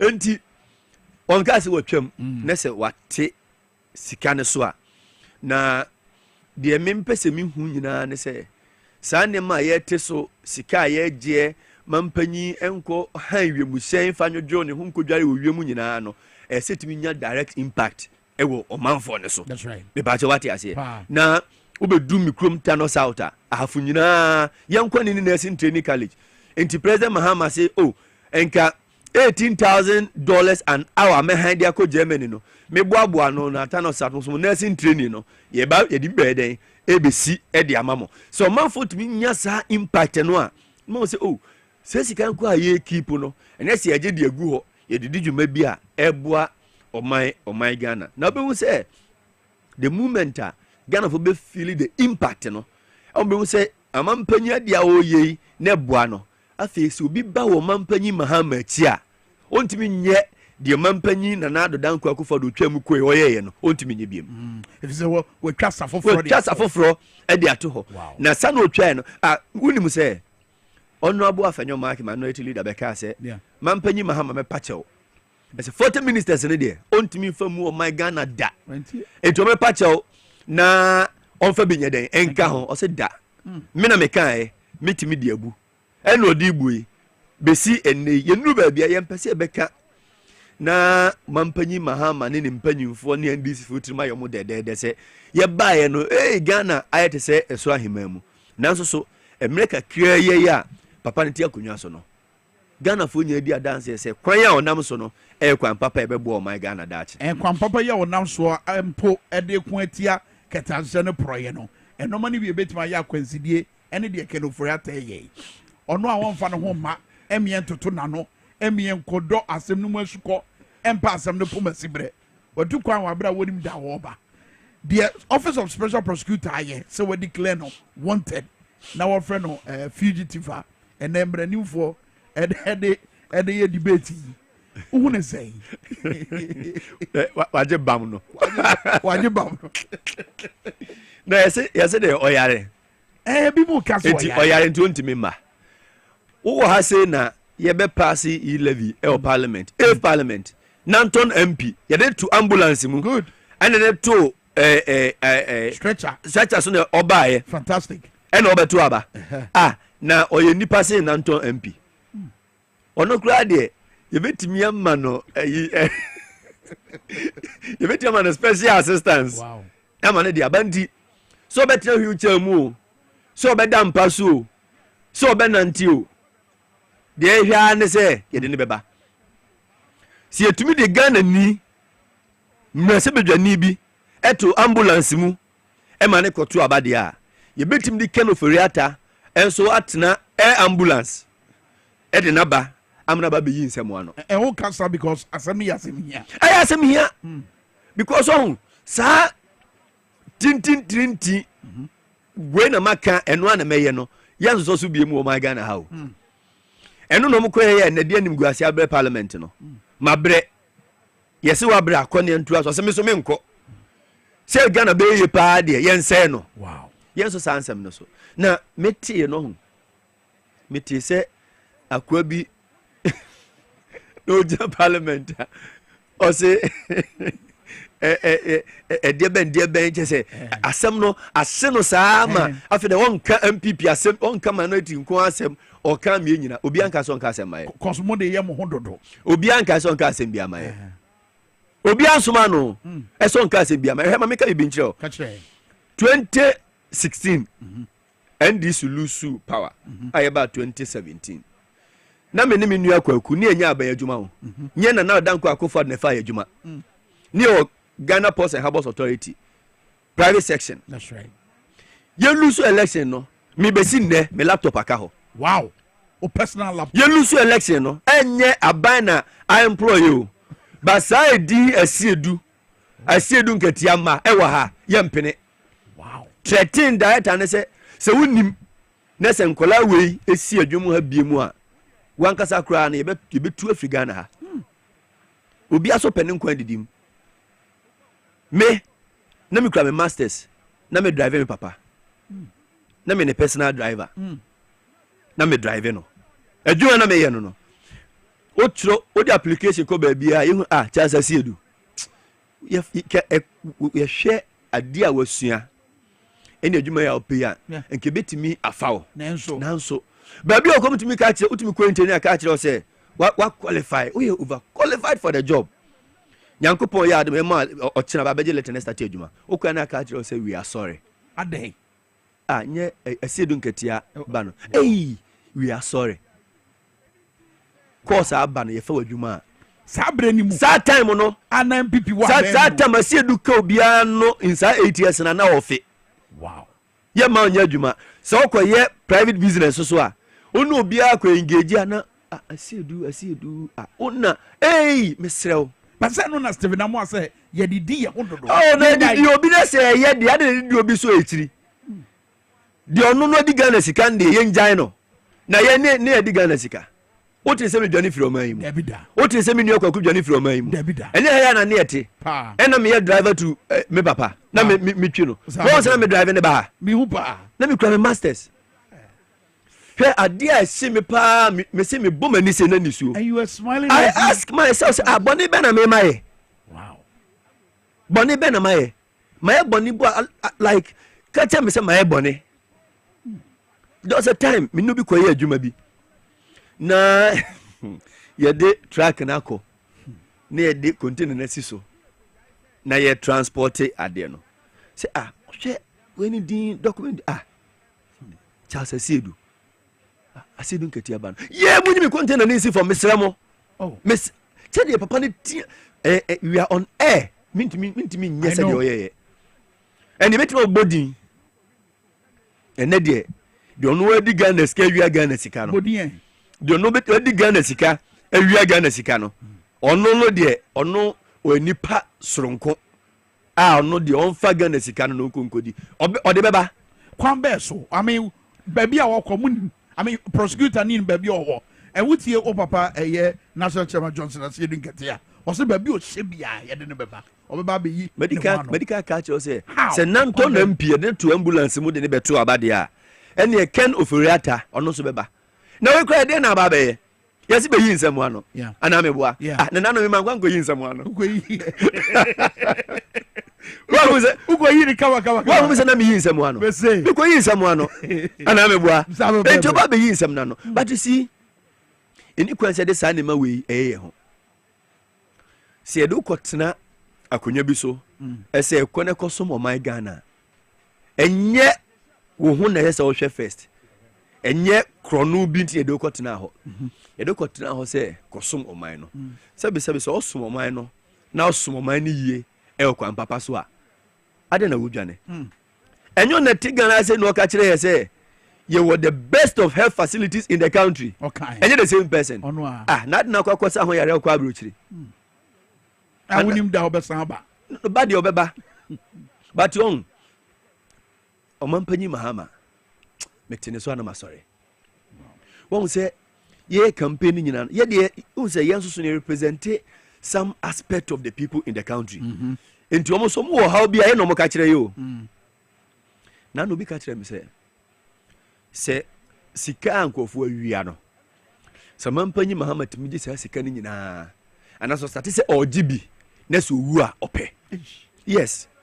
Obi timi ka chem say mama pani mama nya bibia amfa amano amma ni kro amo my Ghana na sika na nkofo wi otimi gini nyina amo my Ghana.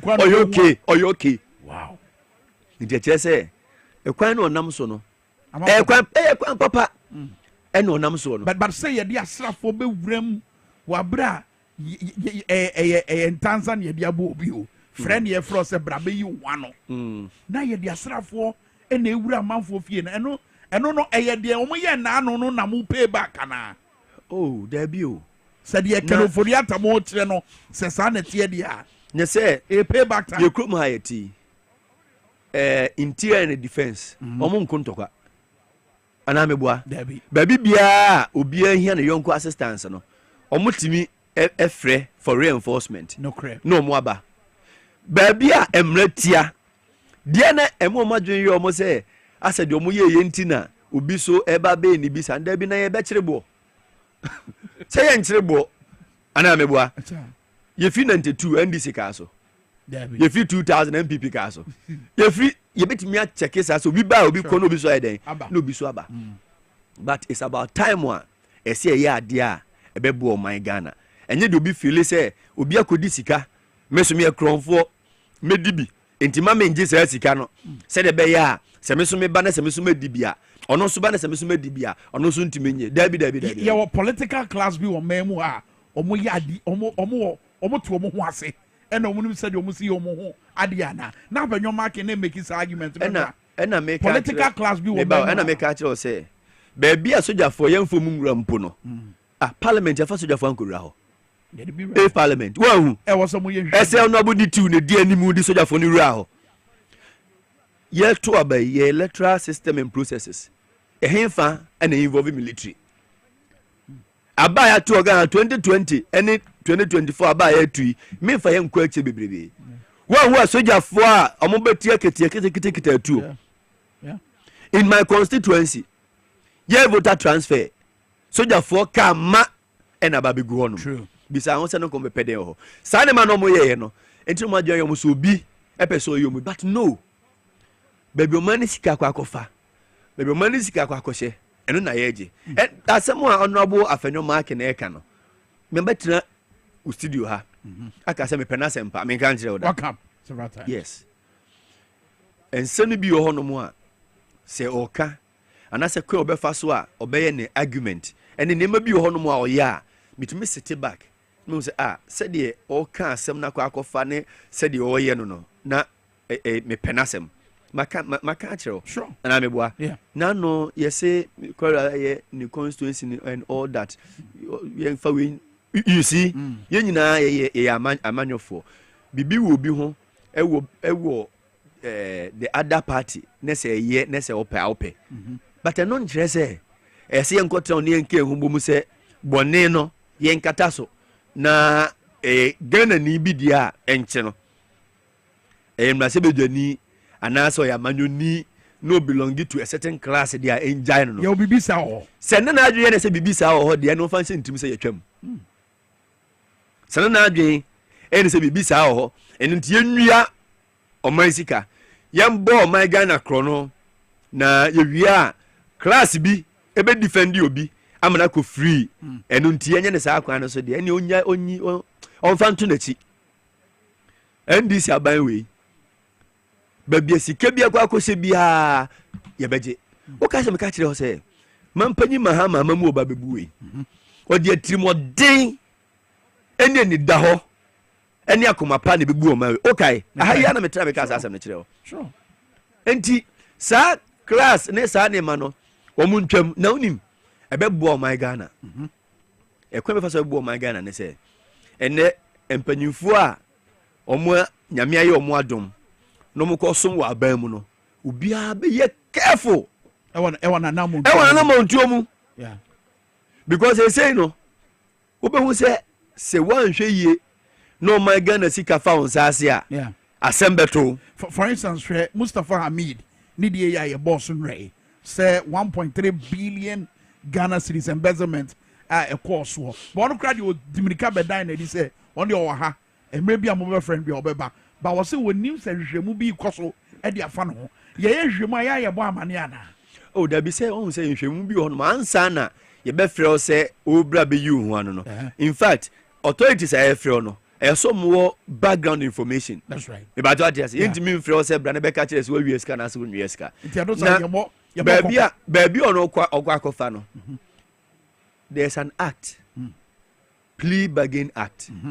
menya abotre o say na me buy topic na sesa o you discussing before from there but nyina kosi wa ye be me hwa ba ne be transia discuss say wo uwie oman ana say oman bibi bedi ho mfa nse nden saase a ekokoso yi na cha asase edu makoto asase ne bi o cantonment mo say president Mahama dey was start no nyame ammoa metuma kodam ana ebetwema so a me amitimi kɔ mmeka so asase no metobi at the cantonment police station chain ɛyɛ aban deɛ me na meto ɛso me de aba my pa me inside den afiri ho ɛnsɛ bi ewa akyire na asase bi ewa akyire different from say wo twɛne aba bɛkyi wo enti MPP fo mpanyimfo no a enema form wo ase sika no hɔ nom no ɔmo fa sika no mra ɔmo fa japade no nyɛ den emra na obi a wanya saa no yinya background information ni wi a ye be frɛ na ye frɛ na sɛ o ka sɛ o yare so a ye de ambulance de obeba ama wa be yi hu eno ne mia ye miam te sɛ de Johnson ase edu nketia kan no no sɛ ye miam wa hu sɛ mia na ye miam ne sɛ ekwan a Ghana fo kra ni de akyesi mampanyi na nkasa o mia na ye miam ne sɛ ba bia obi a o de nyabote kuma bi na hwe de besie baby obi untimi nje bam o untimi nje bam oje bam ye beji ken na sa asi no wow na ye de oba enti emu be mia to the extent say unya daje ndwane fa baby a omo modwane ndwane no na me read news bi yesi ma me bi ono nso GF honom onu koto committee bi so onu eluso election wadwane akwakotina abrochire baabi ye ghost names mu hwe omunya beba national service dey na woka omunya beba obi abeba because she enano amampanyi Trump say US8 was suspended for 90 days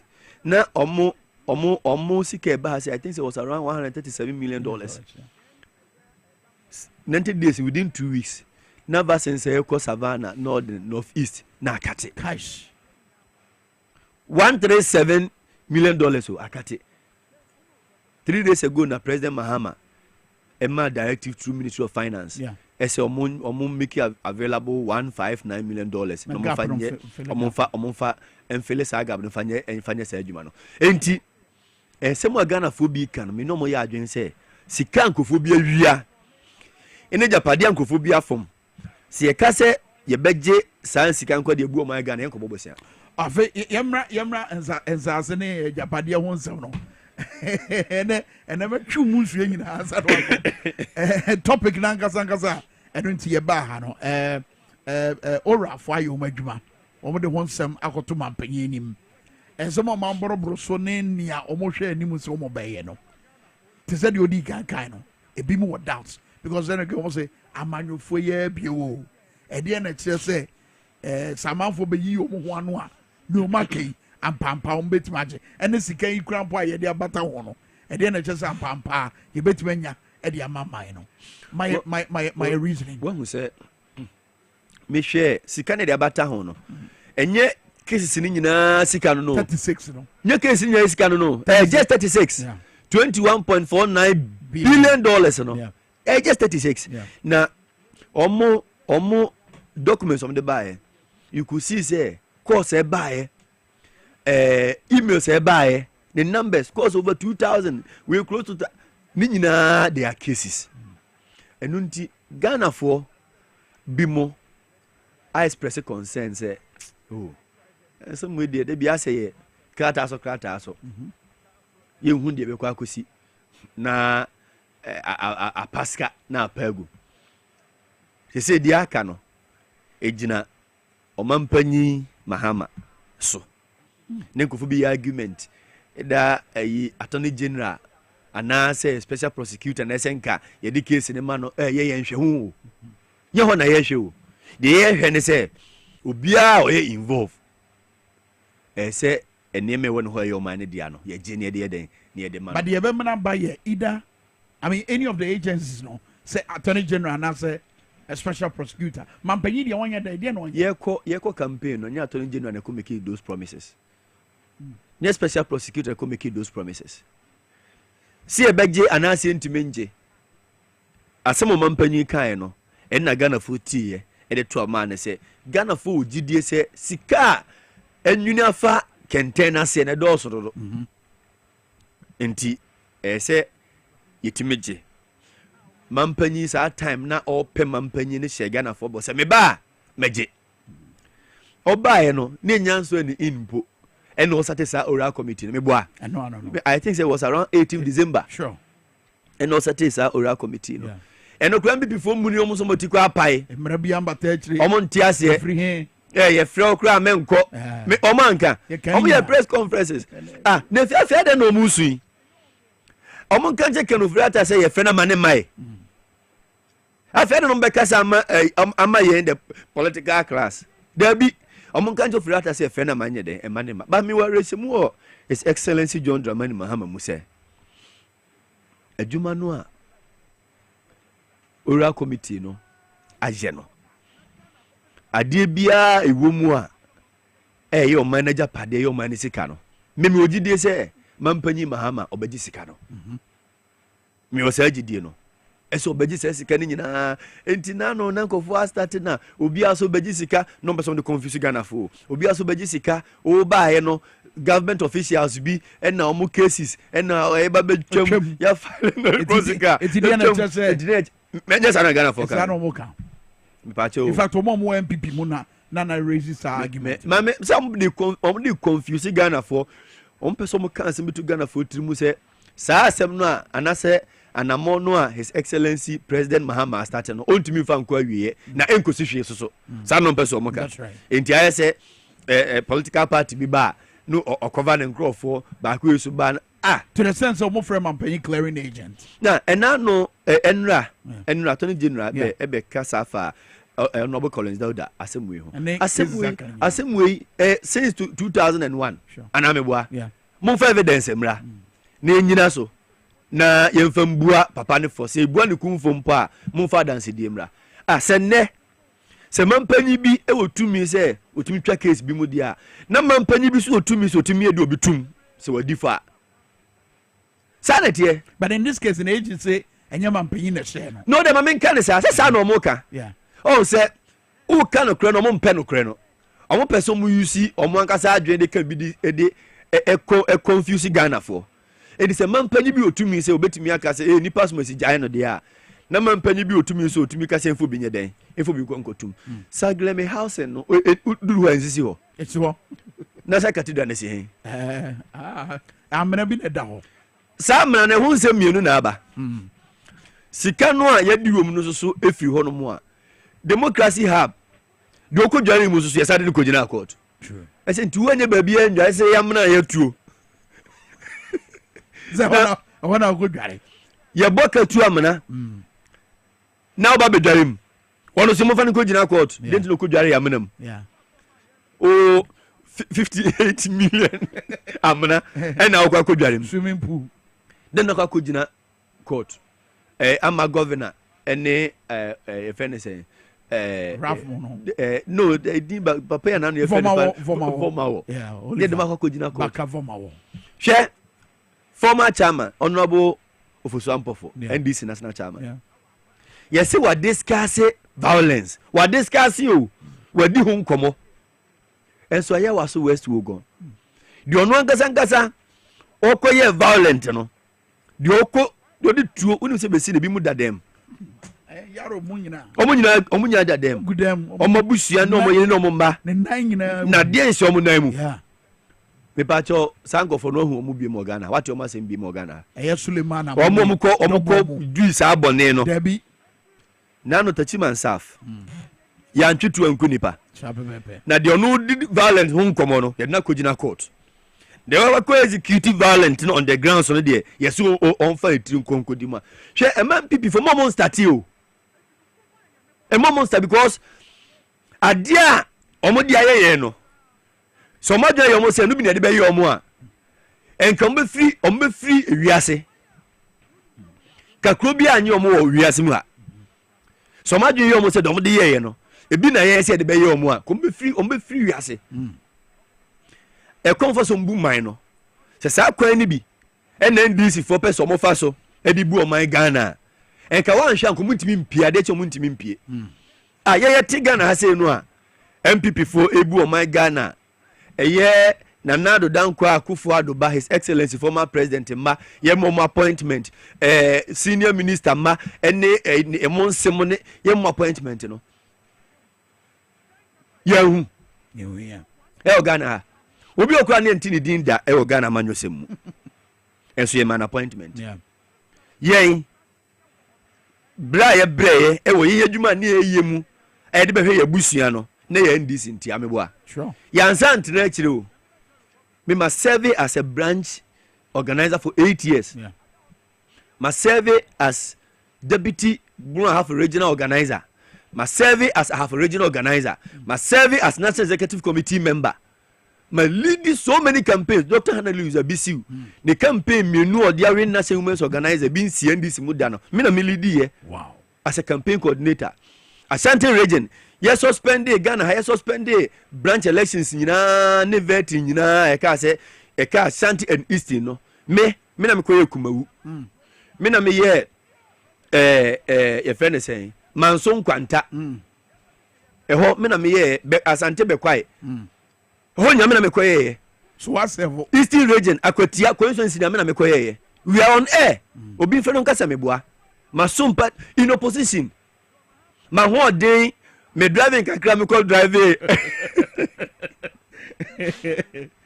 me call drive de minya nyina me de som NDC amanyoku campaign mu mantia antena me san ye a parliamentary candidate me san ye adwuma since 96 afi na tano sa dia we presidential and parliamentary enti yesi ehwi obi ni abesom o my Ghana ese a minister and a deputy minister enke betumi assign me ho kebodi so we ni nyina san atu nchen a me say national chairman ba national chairman kura party betumi asura ko no say okolobe for appointment that's right me party ebodi what is abomidi mente what is the ministry bi there be it will be so abre party no say me dem me point am person me tell on say the MPP for ye Ghana no enye sa na NDC ye Ghana say nkente sa enkane kana say chairman beka say the Ghana for beka mo nkan because so abre Mampani Mahama beka se wabre enti so je ne kosom my Ghana e wo capacity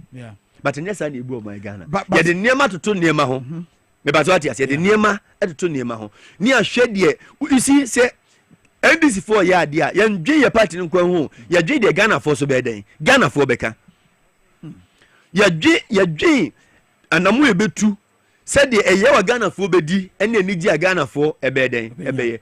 Sabe Ghana, Yamin Quantum Yenim before the members of parliament, a war majority and it. I say, a mammy appointment, yent me more my Ghana. Into a dear Bay Ghana for Becasano. NDC team the tune chain, regardless the obey, regardless your reaction. na yebu o my Ghana ama Ghana ni bi akoma eden atoniam nti omo no omo nja sa ansem no master take na mfa bufuo kura amese Ghana fuo mu because niema omo aye no o tia me the test better obi send me test say so ye bema to 9 AC port be me hade dabe no mo this message ma oh this was around 2017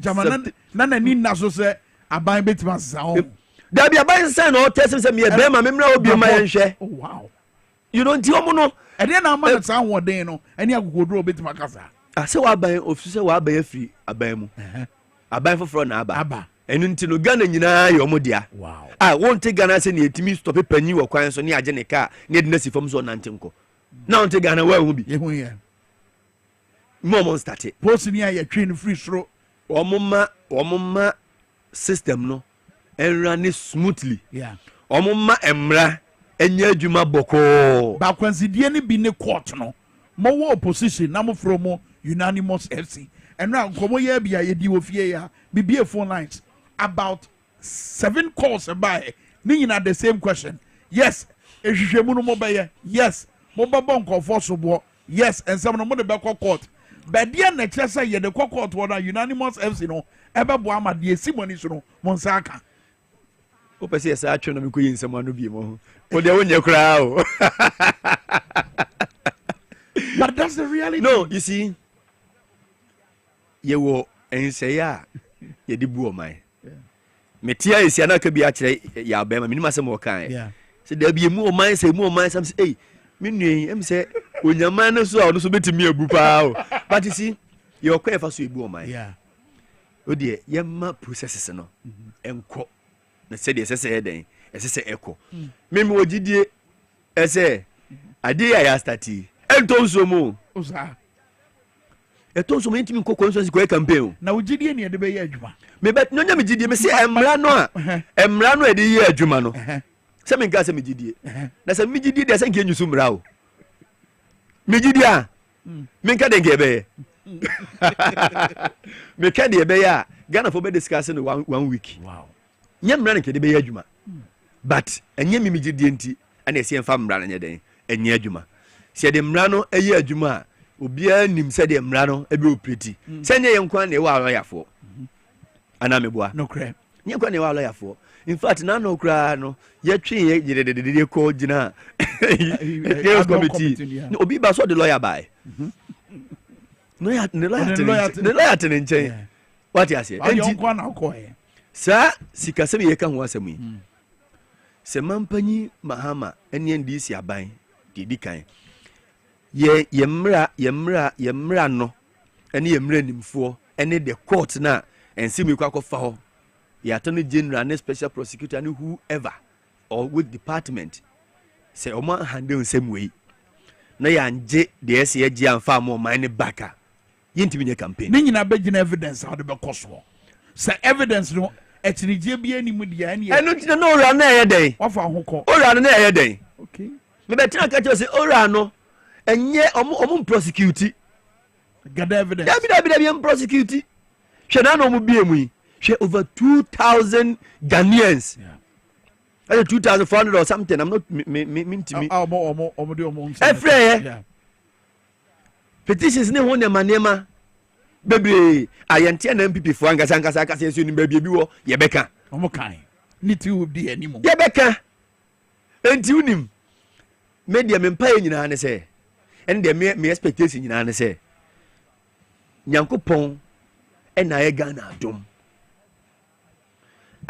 aba no a mampanyi mahama edi nkunim no nyame adom nyankopon se wa ma $21.49 billion minia eska kuma dabi no mo so ye jane ko IMF ne sa ne manisika sa no mo koje enu nti se yantimi anje se sika wei ko sa ye nya fie constituencies meaning asem a ye be se gina so biem with regards to corruption na ko ba se the campaign me so e ko ba se nsase die se oni akone ka se okay well said the assassin born in city no metia says can on sawe kan me menya mranim ni ena minim emra kram no be sa nhye no enti se yese aban ade ye nton aban ade yese ye nton ye de ba besum oman no ye de be ajapade am oman no enti se emra bi oba bi se obi kotua sika bi no akoton ade yese ye nton de mintimi ntra hanka menyamra nim ni omo a case ni kro omo nimra no omo nkoka sa asem na ntire ho ba ye masa akwama no ayese omo ajapade ye nton na de ne kwakoma akwanya ofro se yetim kotua sika bi na editor because it is no honorable okuje to ablako eka bibisa no na me say e basa yes say o major no sa na ye te so major pade ye nton however adekodi amagana for buofu no say nsuo yi e your mind dia ye ton 100 cedis yes na cha asase de ko ye no amanyo ni ne de man 1 peso wow enya de papa davida sanya de papa aha ntu de ye nyamomo na yeso ye de ni kochu awisi ye de den ye de akire na so oje bama en fami fie achi oje bam en fami fie achi but unim he sa ne ma we ho e setimi ko down to yen MMDCs no assemblies no e setimi wura ho se ye kwedo ora adwumadie no e setimi wura ho wura MMDC e setimi wura ho at this time e setimi wura ho at this time me say e setimi wura ho some municipal and district chief executives na omo ko no omo ko hwehwe ne mamu ho go for bo my Ghana bro go for di o my Ghana sika and what bibia hunu bibia na me say omo ko wura ho na sa me ken Ghana fo bibebe ne mbe ya adwen okay ese eho emo mampani mahama enja ho nto ho da ese bibia nkoso ho enema koso ho ti se de en krono koso ho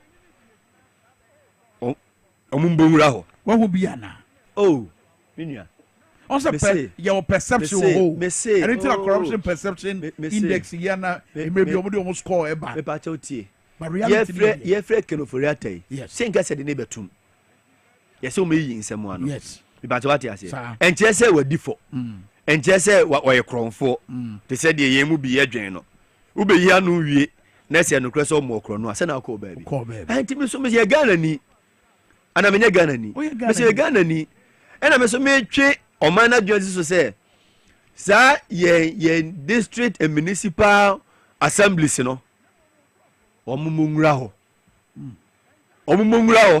enema akoso ase ene o manfo di nkomo procurement instrument na se ene o manfo di nkomo me se omumungra ho me de me meka no ese nhwemu na ye no sa friend say MMDC so mo ko no me nje o mo sa o ye nyomu nhwemu krono akoso ho ye nyomu nhwemu ye mo bia me yi nsem ano o mampanyi mahama ntina ni hwe sa angle ni yie because okwanya MMDCs ni bia nyom ho tam no odwen ho a won tie ase ayakatu ya ese wakatu ya ese manyom ho tam overnight o manyom ho tam wakatu ya ese efia hodo na japade hodo o mo aje o mayimu wakatu ya ese me say o man no hwehwe o mo nsem mu o mo soso ebi ya kronfo krono bi akoso ho o mo hwehwem na sa me no tie kan o mampanyi ne emra no e divert ko fa ho a ubo se o sika nwunu ho a sa sika na ye gi a mikrom akwan bi ye betim de ayedan ye betimi di aye but going forward on santo krono beyond say ye don sem no masuko ya ye hwehwemu no e de ne ye betima permanently said by santo krono ye betima bone no olive biti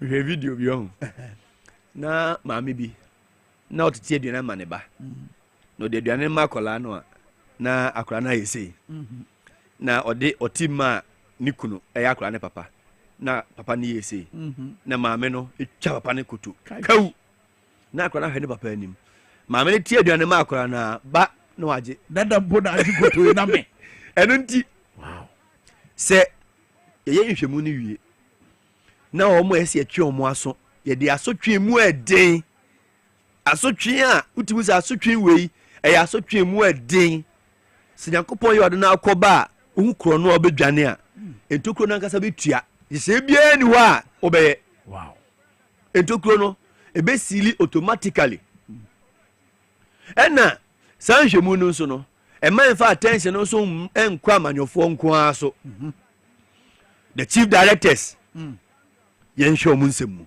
chief directors of ministries ministries and department agencies ne friend say assemblies yen show mun semu wo mo so yen hwem me ogidie se o man no enye no bi na public accounts committee so man no so let me tie madwen no metiasia no metiasia me gas bench awadu me ba o me say no bi me say na public accounts committee no me say ye manhwemu e mo den koso e wo be sama me keken o is that to say the say public accounts committee no anya hwehwemu e mo den adam be ha bia me the area enhwemu ko hono me as an individual, as a Ghanaian, as a member of parliament representing the Tano South constituency or many me hwe hono mo a ebitumi nya sika ho me di beba. But as a member of parliament, public accounts committee etaye hwemu mebo edefa some of these areas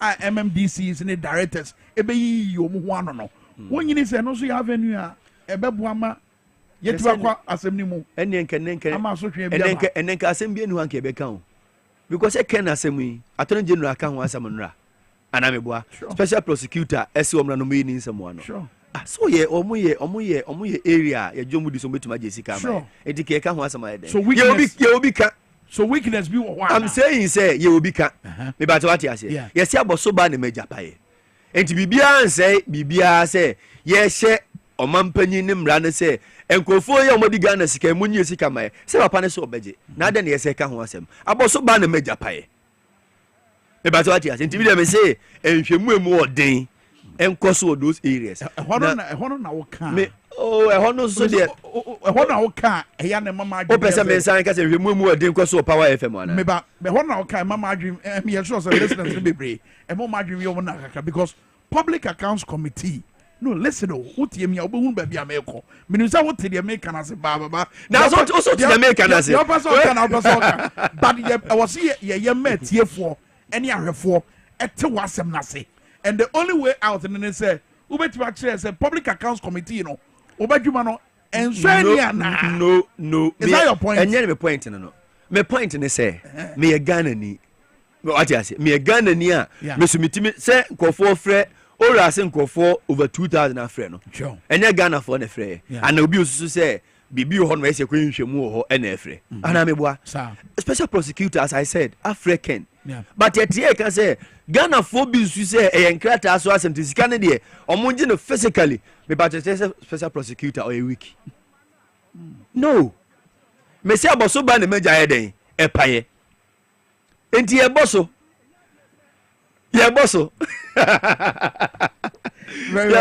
na me su say the more ye boso no na mpanyufo ahodo so e set up on say wan ye kra ye nipa yi say me MP ubon say ensem ni bi eba ensem ne doso but so ka say o set a priority standard ubehwe say de wo hen na ni impact no ano ehye na waso ni mu ansa aboso ba no ye bo pam indi say so ho ansa na de aka no why den wasosom enti so yes empanyufo so timi set up no say no Ghana fo ni ye den edinsem no achi enti emamuso enye den said the tie no say emu eden dada mutumi miem kakra ka ho on say bibi ho no mo a ebia say bi kru bi atu obabi na wumia na utumi bi o say aji no say ho no aha etu wumia ka say aji say bibi eden e ho enye ni de eka nyina ne say ora mankofo ye aji de eka nyina ne say ora nko MMDC de eka nyina ne say sika a enwunu afa baabi a amfa kwan papa no baabi enwunu fa aye aye o man ne dia o man no enje emfama ye e obetimi afro no aka asem bi no aka se oh we de enye we adwuma o wo na nim se enye na adwuma bi ko nyamra nim ni don de onim wa ne se yenyi sika nye den emfama no se mampanyi mahama ono onye court That's right. But now you can where din ebo. Nidin na ebo. Precisely the issue. Okay. And the da say ye maame awo na yenua no no. Sika na ba na me mpuntu a ye ni wo me constituency. Ba bi ho no mo a in my constituency. Omo kwan eye 1.5 kilometers from Brosankro New Town to Brosankro Old Town. Senso to a enipa nko nipa ma. Kro kakra pa o. Wow. Polling station we maku nsia e kro keto a. And this is kaya ba na say ye de bi kwa akoye kwan ya. Enti ye ninye. Eno nti no when you abresa. Enti mani abri because unim they are in my constituency. Say do rainy season serious. From Betem to Mansini, from Betem to Bremen Mansopa, from Mansini Sikasubo for Kamwani, so Jim Krum, from the Timentia to them, as in so serious from Toja Krum to Monta, and Yasam Ketra. From Nintin Suta, Yamabeche, Chebi, and so serious. From Betem to Kwasu, seriously. And so Nipanko Nipama, and the entrance are very well. From Yachetu to Kote den Quantan so seriously. To him fan. Yan trances are minimum somewhere. Also bad la and you see, and there are areas I yeah. And could I quine now no he say a video be a buyer could be a film near Senate na I did see Eastern me weekend me the camera for echo. I'm telling you. The number of areas and quality trains you are school. No? Wow. And ya the ketua enough from your better. And the Sassika way there. Over the years near here. Brass Sassika way there say a Geo. Honorable Siedu. Sassika way. Over the years, Nadia and Nadia. What who say Ghana a developing country. It is. But what I say, at any point in time, there are issues are minor a survey. Yeah. But what ye no enkakra. Yeah. Na bibia so ne de say den ye. Enti mi ti hai se mitimi yire me ho. Na me pen so as stand us out MP no. Mitimi ye de se me ye de bua me manfo. O kina me ni ho ade obeba no. Mentima anya anua no so ai den. No so atena so because as we speak internal out say unless foku we na enkwan bi ho no mu a omo de omo scale no ese dua so. Yes, internal south. Yes. Wow. Omo scale ese dua so. Na no kwa minye ese de akroba kwa ese dua so na wo tigu ye. Ma mi o nurse fo info bua. Senka woni tigu wein bag ni mu a enka de na besi. No. Won be ka no. Yes, enti time bia ni de ese ye. Me time we the challenges available and the ese den. Ye hwe na ye edi free ho. Say de be ya ahoto ebeba enkura nkane ani so meka se mebebo na ye mpon de ni nyina gu mitiri mo e ho ka ho bi corona ni din ye meden me se ka ho bi omuni nkane ani ho kotie de nkane ani kotie de nkane ani ya chechew nkane ani fa nkane ani nyame beye wow nkane ani pumpuna se asuboye wow nkane ani santase nkane ani ho monta nkane ani ho ani nya se de nkane akoho manso pankane ani ho Vale ga jase. Pound morning for the near. Ajim krom nkane ni ho. Mwani so nkane ni ho. Bofa kankane ni ho sikasu nkane ni ho. Ni nyina wo trim. Membo mane ko boaye. Mebbo ni nyina list. Eme da so kan TV show bi eti. Mebbo ni nyina 7% man for beboaye. Ye hia moa o. O se ba ya na ye ba momo ya kwanya ye ba no. Ye mase ye be tra kekese ye nimra TV show. Yeah. Ye ba se be ken hawo no bi wo bi na so otia wotuma be ye moa very well senye ye wo other organizations omoboa omanfo that's right ana meboa yes so ba okọ rapport won na me ni okase ya enkura nkitikiti twa kwansiri num ne ko school wow da bia akosan ba fise kwan ne nye da bi school ni ho